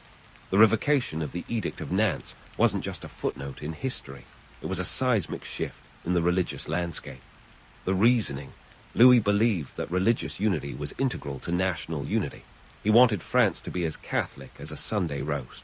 But this decision wasn't just about religious fervor, it was about consolidating power. By removing the rights of Protestants, he was eliminating a potential threat to his authority. It was a power play wrapped in a religious robe, like trying to sell a political maneuver as an act of divine will.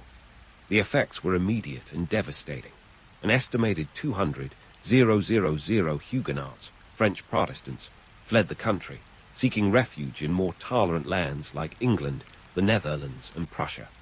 They took with them their skills, their crafts, and their economic contributions, leaving gaps that France would feel for years. It was a brain drain of biblical proportions, and the economic impact was as tangible as a ledger drenched in red ink. But let's not sugarcoat it. Louis's religious policies were as much about image as they were about faith. The Sun King wanted to shine as the defender of Catholicism, a beacon of divine right. He might have envisioned himself as a holy warrior, but the reality was far less romantic. The revocation cast a long shadow, one that would linger over France like a persistent cloud, dampening the economic boom his cultural policies had sought to ignite. Now, about that court life. If you thought Versailles was the height of opulence, you'd be right. But it was also the height of absurdity. Louis's court was a place where etiquette reigned supreme and protocol was as intricate as a lace cravat. The daily routine was a theatre unto itself, with nobles vying for the honour of holding the king's candlestick or pouring his wine. It was like a never-ending episode of Keeping Up with the Bourbons, with all the drama and none of the reality checks.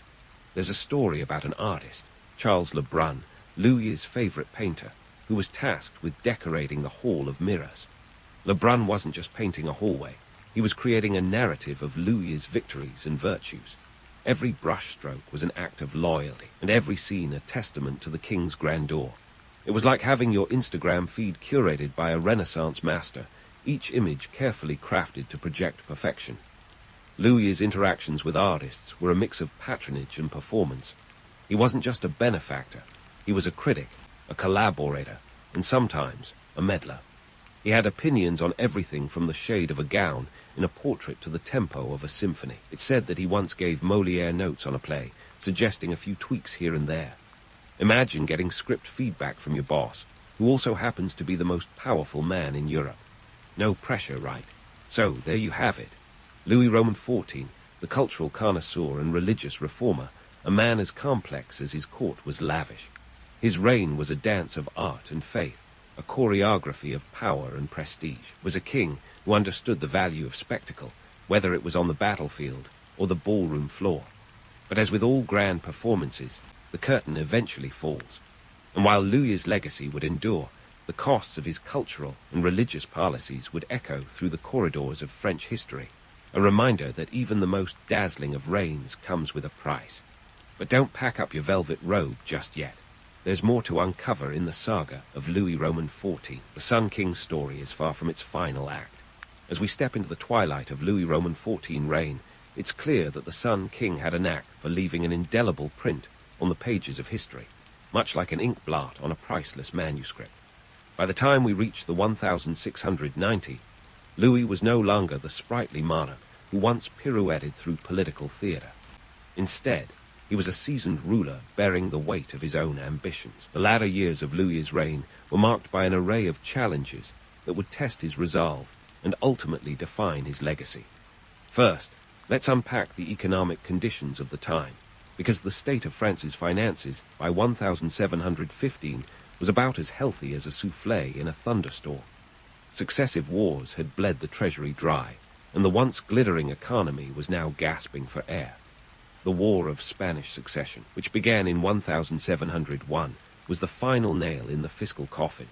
It was a conflict sparked by Louis's grandson, Philippe, being named heir to the Spanish crown, causing Europe to collectively clutch its pearls at the prospect of a Franco-Spanish superpower.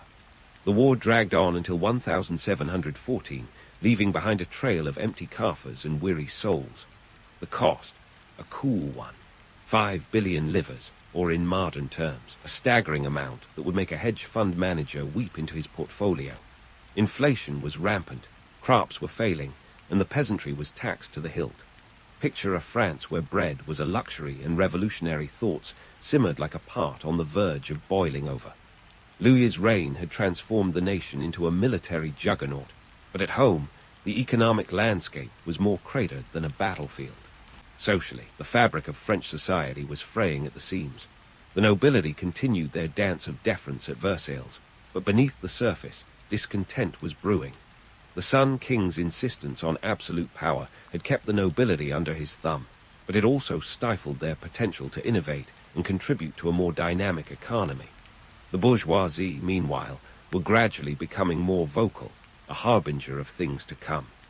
Now, let's delve into the myths and realities of Louis's rule, because there's nothing like a good myth-busting session to set the historical record straight. The image of Louis as a benevolent despot, bathed in sunlight and glory, is as appealing as a Renaissance painting, yet equally prone to embellishment. The reality was a bit more complex.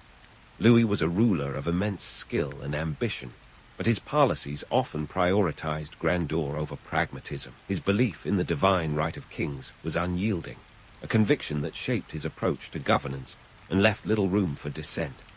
One of the enduring myths about Louis is the notion that his reign was a golden age for France, a period of unparalleled cultural and political dominance. While it's true that France was a cultural powerhouse, thanks to Louis's patronage of the arts, the social and economic toll of his military campaigns painted a far less rosy picture. The Sun King's legacy was one of both splendor and strain, a duality that continues to fascinate historians and armchair enthusiasts alike. As we reflect on Louis's legacy, it's worth considering the lessons modern audiences can draw from his reign. For starters, the cyclical nature of history is as predictable as a soap opera plot twist. The centralization of power and the pursuit of unchecked ambition have been recurring themes throughout the ages, often leading to the same pitfalls Louis encountered. In Louis's case, his quest for absolute control came at the cost of economic stability and social cohesion, a cautionary tale that remains relevant in today's political landscape. Moreover, Louis's reign underscores the importance of balancing ambition with practicality. His cultural contributions were undeniably significant, yet they were overshadowed by the financial and social consequences of his wars. It's a reminder that while vision is vital for leadership, it must be tempered by realism and foresight.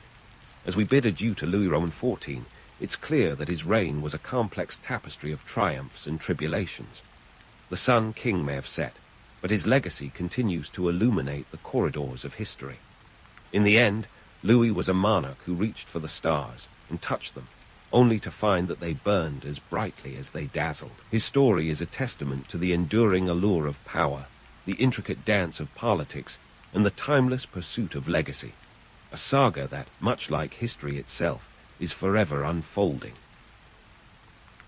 In the bustling city of Babylon, around 1792 BCE, there was a young king named Hammurabi, and let me tell you, his neighborhood was anything but peaceful suburban bliss.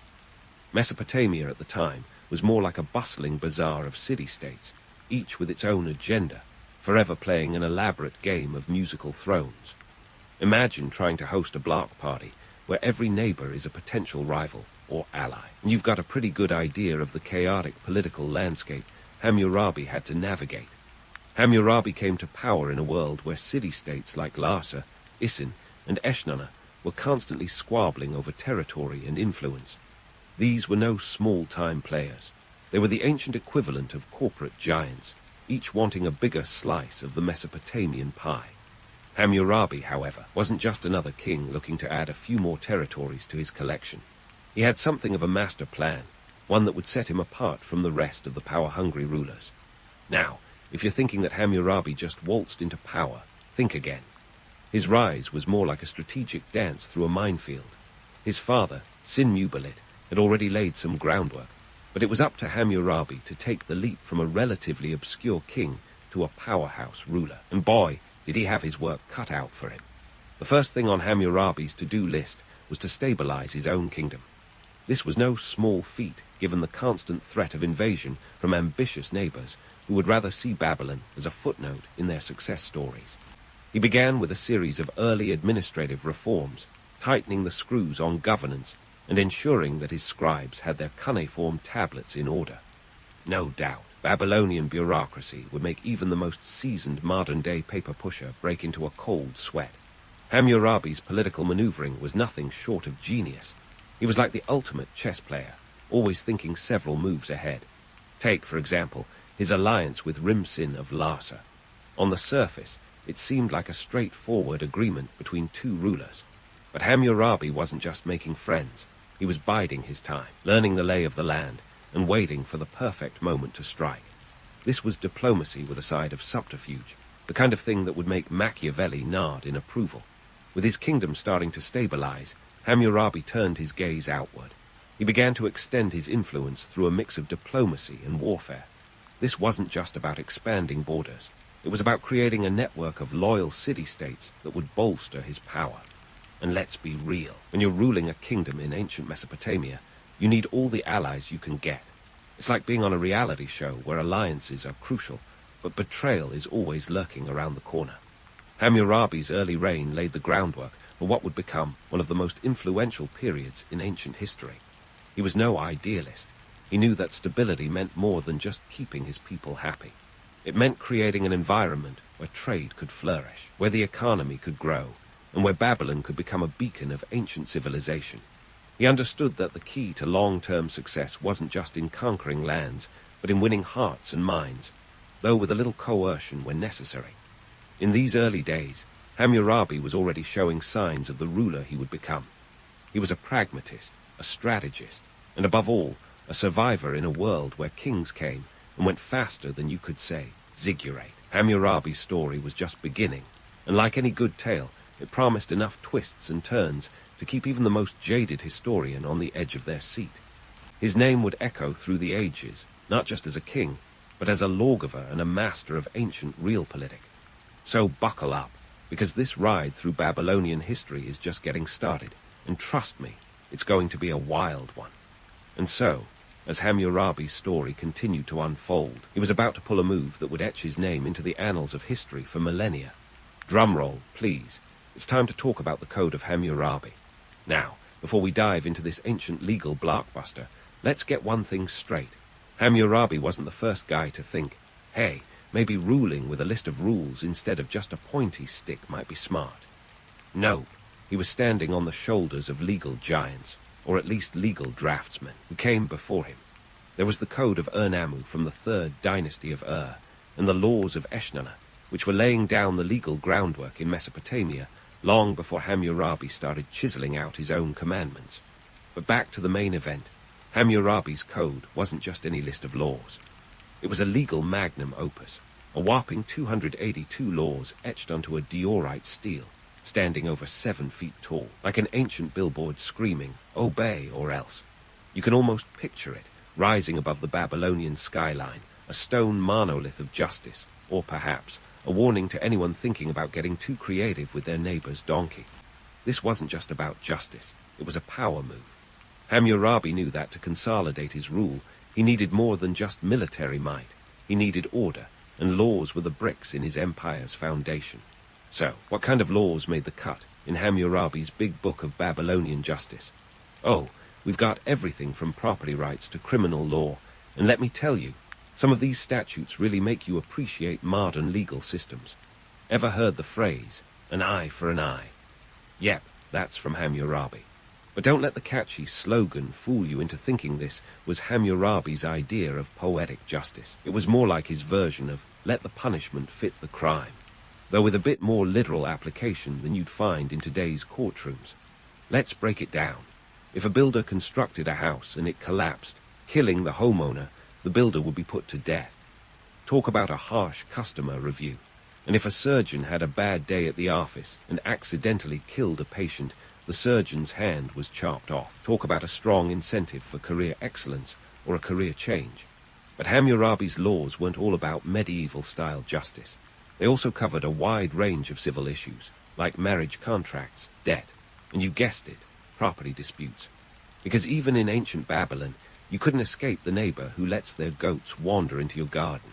But beyond the eye for an eye drama, the Code of Hammurabi was also an economic tool. By standardizing laws across his realm, Hammurabi was able to facilitate trade and ensure that merchants knew the rules of the game, no matter which city-state they were dealing with. This was crucial in an economy that thrived on commerce. Babylon wasn't just a city, it was a trading hub, a bustling marketplace where goods and ideas flowed as freely as the Euphrates River. And Hammurabi knew that a solid legal framework was as essential to economic prosperity as the fertile soil was to agriculture. Now, enforcing these laws was another story. Imagine trying to keep tabs on a kingdom sprawling across hundreds of miles with only messengers and word of mouth to spread the news. Hammurabi's code was as much about setting an example as it was about ensuring justice was served. The steel wasn't just a list. It was a symbol of Hammurabi's authority and a reminder of who was really in charge. It's like the ultimate ancient PR campaign, except instead of catchy jingles, you had a stern warning to behave or face the consequences. But let's not put Hammurabi entirely on a pedestal. The idea of him as the first lawgiver has a certain romantic appeal, but as we've seen, it's a bit of historical embellishment. Earlier codes existed, and many of Hammurabi's laws were based on these previous traditions. His genius lay in the compilation and the communication of these laws, in making sure everyone knew who held the legal reins of power. It's a bit like crediting Steve Jobs with inventing the smartphone. He didn't create the idea, but he sure did revolutionize the way we think about it. So here we are, standing in the shadow of the Code of Hammurabi, a testament to the complexities of ancient governance and the enduring power of the written word. It's a story of law and order, of power and propaganda, and of a king who understood that ruling was about more than just muscle. It was about the mind, about shaping the world with words as much as with deeds. As Hammurabi's reign continued, his legal legacy would become one of the cornerstones of civilization, echoing through the ages, a reminder that even in the ancient world, the pen or chisel was mightier than the sword. Stay tuned, because this Babylonian saga is far from over, and there are plenty more twists and turns to come. As Hammurabi's story unfolded, the dusty plains of Mesopotamia became more than just a stage for his legal theatrics. They were the backdrop for his military exploits, where the real-life game of Risk turned into an ancient version of who wants to rule a civilization. You see, Hammurabi wasn't just carving laws into stone. He was also carving out an empire. His military campaigns were as calculated as his legal codes, and the stakes, well, they were about as high as the ziggurats darting the Babylonian skyline. Now, let's talk about Hammurabi's military playbook. This guy was the original strategist, a Mesopotamian Sun Tzu, if you will. He knew that expanding his territory wasn't just about flexing his military muscles. It was about building a network of alliances that would make even the most seasoned diplomat jealous. One of his first moves on the chessboard was against the city of Uruk in 1787 BCE. It was a swift campaign, as swift as anything could be when your soldiers were marching on foot, and your best method of communication was shouting really loudly. Uruk fell, and just like that, Hammurabi had a shiny new piece to his empire. But military campaigns in ancient times weren't all about the glory. They were logistical nightmares. Imagine trying to coordinate a battle without Google Maps, relying instead on hastily scrawled maps and the stars. Supply lines stretched across miles of barren land, and feeding an army was a Herculean task, requiring more than just a few sheep and goats. Hammurabi had to ensure his soldiers had enough food, water, and morale to face enemies in the unforgiving desert climate. This was ancient warfare, part grit, part divine intervention, and a whole lot of praying to Marduk for good measure. One of Hammurabi's most significant battles was against Eshnunna in 1765 BCE. Eshnunna was a wealthy city-state, and everyone knows you don't attack a place like that without a plan or a very good reason. The reason? Economics, my friend. Eshnunna controlled lucrative trade routes, and Hammurabi, ever the shrewd ruler, knew that controlling these routes was the key to Babylon's prosperity. The battle was fierce, and without the benefit of modern technology, it was all about strategy, bravery, and a bit of luck. Eshnunna fell, and with it, Hammurabi not only gained territory, but also access to the riches of Mesopotamian commerce. Speaking of commerce, let's not forget the economic motivations behind these conquests. Hammurabi wasn't just out to collect cities like they were Mesopotamian parkaymen. Each conquest was a financial boon, filling Babylon's coffers with tribute and taxes. With the wealth from these new territories, Hammurabi could finance his grand projects back home. We're talking about infrastructure, temples, and those famous gardens that would later inspire the Hanging Gardens of Babylon. Though let's not get ahead of ourselves. But Hammurabi wasn't just about brute force. He was a master of alliances, and his partnership with Zimrilim of Mari is a case in point. Mari was a powerful city-state, and aligning with them was like forming a supergroup in the ancient world. This alliance wasn't just about military strength. It was about sharing resources and intelligence. And when your enemies are as cunning as they are numerous, having a friend like Mari was invaluable.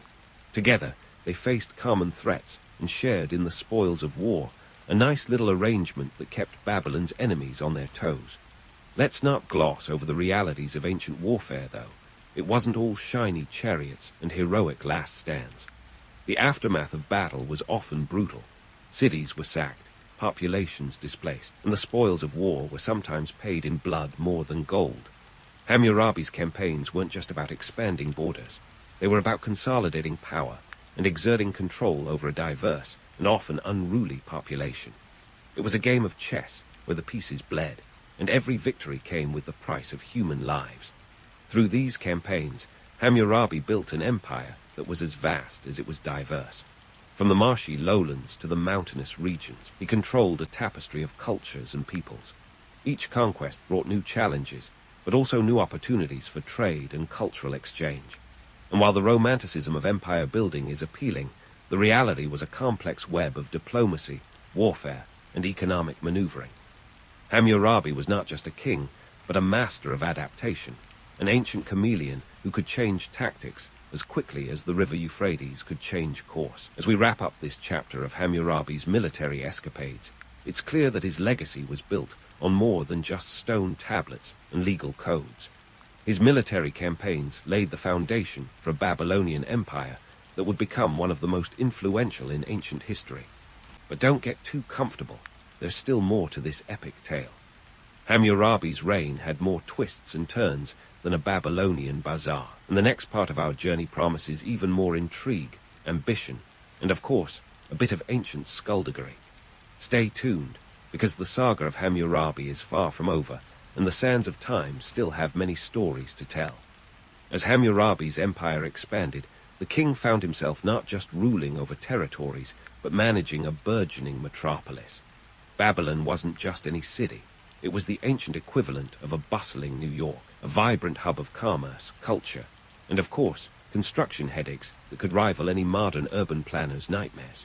You see, while building an empire sounds glamorous, the reality often involved more than a few groans over fallen bricks and clogged canals. Let's start with the waterworks, because in ancient Mesopotamia, water was life, literally. Hammurabi inherited a region where the Tigris and Euphrates rivers were both a blessing and a curse. His rivers brought fertility to the land, but also had an annoying habit of flooding at the most inconvenient times, like that uninvited relative who shows up at family dinners and eats all the dessert. So what did Hammurabi do? He rolled up his royal sleeves and got to work on some serious irrigation projects. We're talking canals, levees, and reservoirs that transformed Babylon from a city constantly at the mercy of nature into a powerhouse of agriculture. Now, if you think digging a canal sounds like a fun weekend project, think again. This was no small feat. We're talking about massive undertakings that required thousands of workers, endless supplies of mud bricks, and let's not forget the occasional crocodile encounter. These projects were equivalent to ancient megacorporations, employing a workforce that might have been the envy of any modern construction company. Hammurabi's irrigation systems didn't just prevent floods. They turned Babylon into a breadbasket, a place where grain could be grown in abundance, feeding his people and filling the royal coffers with trade revenue. But irrigation was just one piece of Hammurabi's grand urban vision. The king wasn't content with just a functional city. He wanted a metropolis that would make neighboring kings green with envy. Enter stage right, his urban development plans. Picture a city with ziggurats reaching for the skies, temples that were as much about worship as they were about showcasing Babylonian wealth, and streets bustling with merchants hawking everything from textiles to spices. Hammurabi was turning Babylon into a city that didn't just whisper power, it shouted it from the rooftops. And while we're on the subject of rooftops, let's talk about the construction woes that came with this urban transformation. You see, ancient construction wasn't exactly OSHA compliant. Craftsmen worked with little more than primitive tools and a prayer that the scaffolding would hold. Builders often faced issues like crumbling bricks and collapsing walls. There's a reason why Hammurabi's laws were so strict about builders' responsibilities. Let's just say that Babylonian Yelp reviews were harsh, and a shoddy building could cost you more than just a bad reputation. But all this construction wasn't just about keeping up with the Joneses, or in this case, the Elamites. It had real economic benefits. By making Babylon a center of trade, Hammurabi was ensuring a steady flow of goods and wealth into his city. Merchants from all over Mesopotamia and beyond flocked to Babylon, bringing with them not just goods but ideas and innovations. This cultural exchange was like the ancient version of a TED talk, with traders swapping stories and techniques that enriched Babylonian society. And let's not forget the social implications. This transformation of Babylon wasn't just about economics, it was about identity. As Babylon grew, so did a sense of Babylonian pride and unity. The city's grandeur became a symbol of Hammurabi's reign, a physical manifestation of his power and vision. This was a king who understood that architecture was as much about propaganda as it was about practicality. Every ziggurat, Every canal, every marketplace was a testament to Hammurabi's ability to shape the world around him.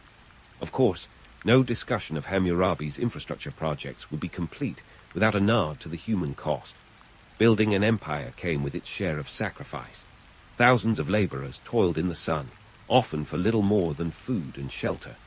The social stratification was as complex as the irrigation networks, with a clear divide between the haves and the have-nots. But let's not pretend that Hammurabi's vision was solely altruistic. Every brick laid was a reminder of who held the reins of power, a message as clear as the cuneiform etched into his famous law code. And so, Babylon rose, a city of splendor and contradictions, much like the man who ruled it. Hammurabi's infrastructure projects were more than just feats of engineering. They were acts of political acumen, ensuring his legacy long after the dust of his conquests had settled. The city became a beacon of civilization, a place where the ancient world's dreams and realities collided in a grand tapestry of human achievement. Yet, as with any great story, the tale of Babylon under Hammurabi's rule is far from over. There's much more to uncover, from the social fabric to the diplomatic intricacies of his reign. So stay tuned, because the sands of time still hold many secrets, and our journey through the annals of Babylonian history is just heating up.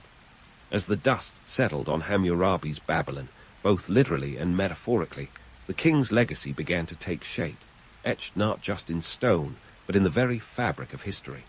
So, what do we make of Hammurabi, this ancient king who seems to straddle the line between myth and man? Was he the wise lawgiver of legend, or was he simply a shrewd ruler who knew how to play the Game of Thrones, Mesopotamian edition? First, let's tackle the myth. Hammurabi's image as a just and wise king is largely thanks to his code, the ancient equivalent of a blockbuster legal drama. But the reality was a bit more nuanced. Sure, he was a lawmaker, but he was also a king who understood the power of a good PR campaign. His laws were as much about cementing his authority as they were about dispensing justice. That towering diorite stele with its 282 laws wasn't just a legal document. It was a declaration of power, a 7-foot reminder of who was calling the shots in Babylon. It's like the ancient world's version of a viral tweet, except carved in stone and with far more serious consequences. But let's not dismiss Hammurabi as just another power-hungry ruler. His achievements laid the groundwork for something far bigger than himself. By standardizing laws across his empire, he created a sense of unity and order that was revolutionary for the time. This was a world where city-states were as likely to bicker over a goat as they were to go to war, and Hammurabi brought a semblance of stability to the chaos. His legal innovations would echo through the ages, influencing subsequent legal codes and laying the foundation for future empires. Think of it as the ancient world's user manual for governance, a blueprint that would be copied and adapted by rulers for centuries to come. Now, let's talk economics because, in Mesopotamia, money, or barley, as it often was, talked. Hammurabi's laws didn't just concern themselves with criminal justice. They were a vital part of the economic engine that drove Babylon. By setting clear rules for trade, property, and debt, Hammurabi ensured that his kingdom ran like a well-oiled machine. And let's face it, when your city is essentially the Wall Street of the ancient world, you need more than just a strong army to keep things in line. You need rules, and Hammurabi delivered them with the precision of a master craftsman. Politically, Hammurabi was as cunning as they come. His reign was a masterclass in realpolitik, a term that wouldn't exist for another few millennia, but one he embodied perfectly. He knew when to wield the sword, and when to offer the olive branch, when to form alliances, and when to break them. His partnerships were like ancient mergers, calculated moves designed to strengthen his position and expand his influence. This wasn't just about ruling a kingdom. It was about building an empire, one city-state at a time. And if that meant playing dirty once in a while, well, Hammurabi wasn't above rolling up his sleeves and getting his hands a little muddy. Yet, for all his achievements, Hammurabi's legacy is a tapestry woven with contradictions. He was a king who built a city of splendor and a ruler who demanded obedience with a heavy hand. His laws were both progressive and harsh, a reflection of a time when life was as unpredictable as the Mesopotamian weather. In the end, Hammurabi's story is one of ambition and pragmatism, of a man who understood the power of law and the necessity of order. But what can we, in our modern world of instant communication and digital governance, learn from Hammurabi's tale? Perhaps it's a reminder that leadership is as much about adaptability as it is about vision. Hammurabi's ability to navigate the complexities of his world, to turn chaos into order, is a testament to the timeless nature of effective governance. It's a story that speaks to the human desire for stability and justice, a narrative that continues to resonate because, at its core, it's about the struggle to create a society where laws, not men, rule. As we wrap up this journey through Hammurabi's Babylon, we're left with a legacy as enduring as the stones of his city, a legacy that continues to shape our understanding of law, leadership, and the intricate dance of power.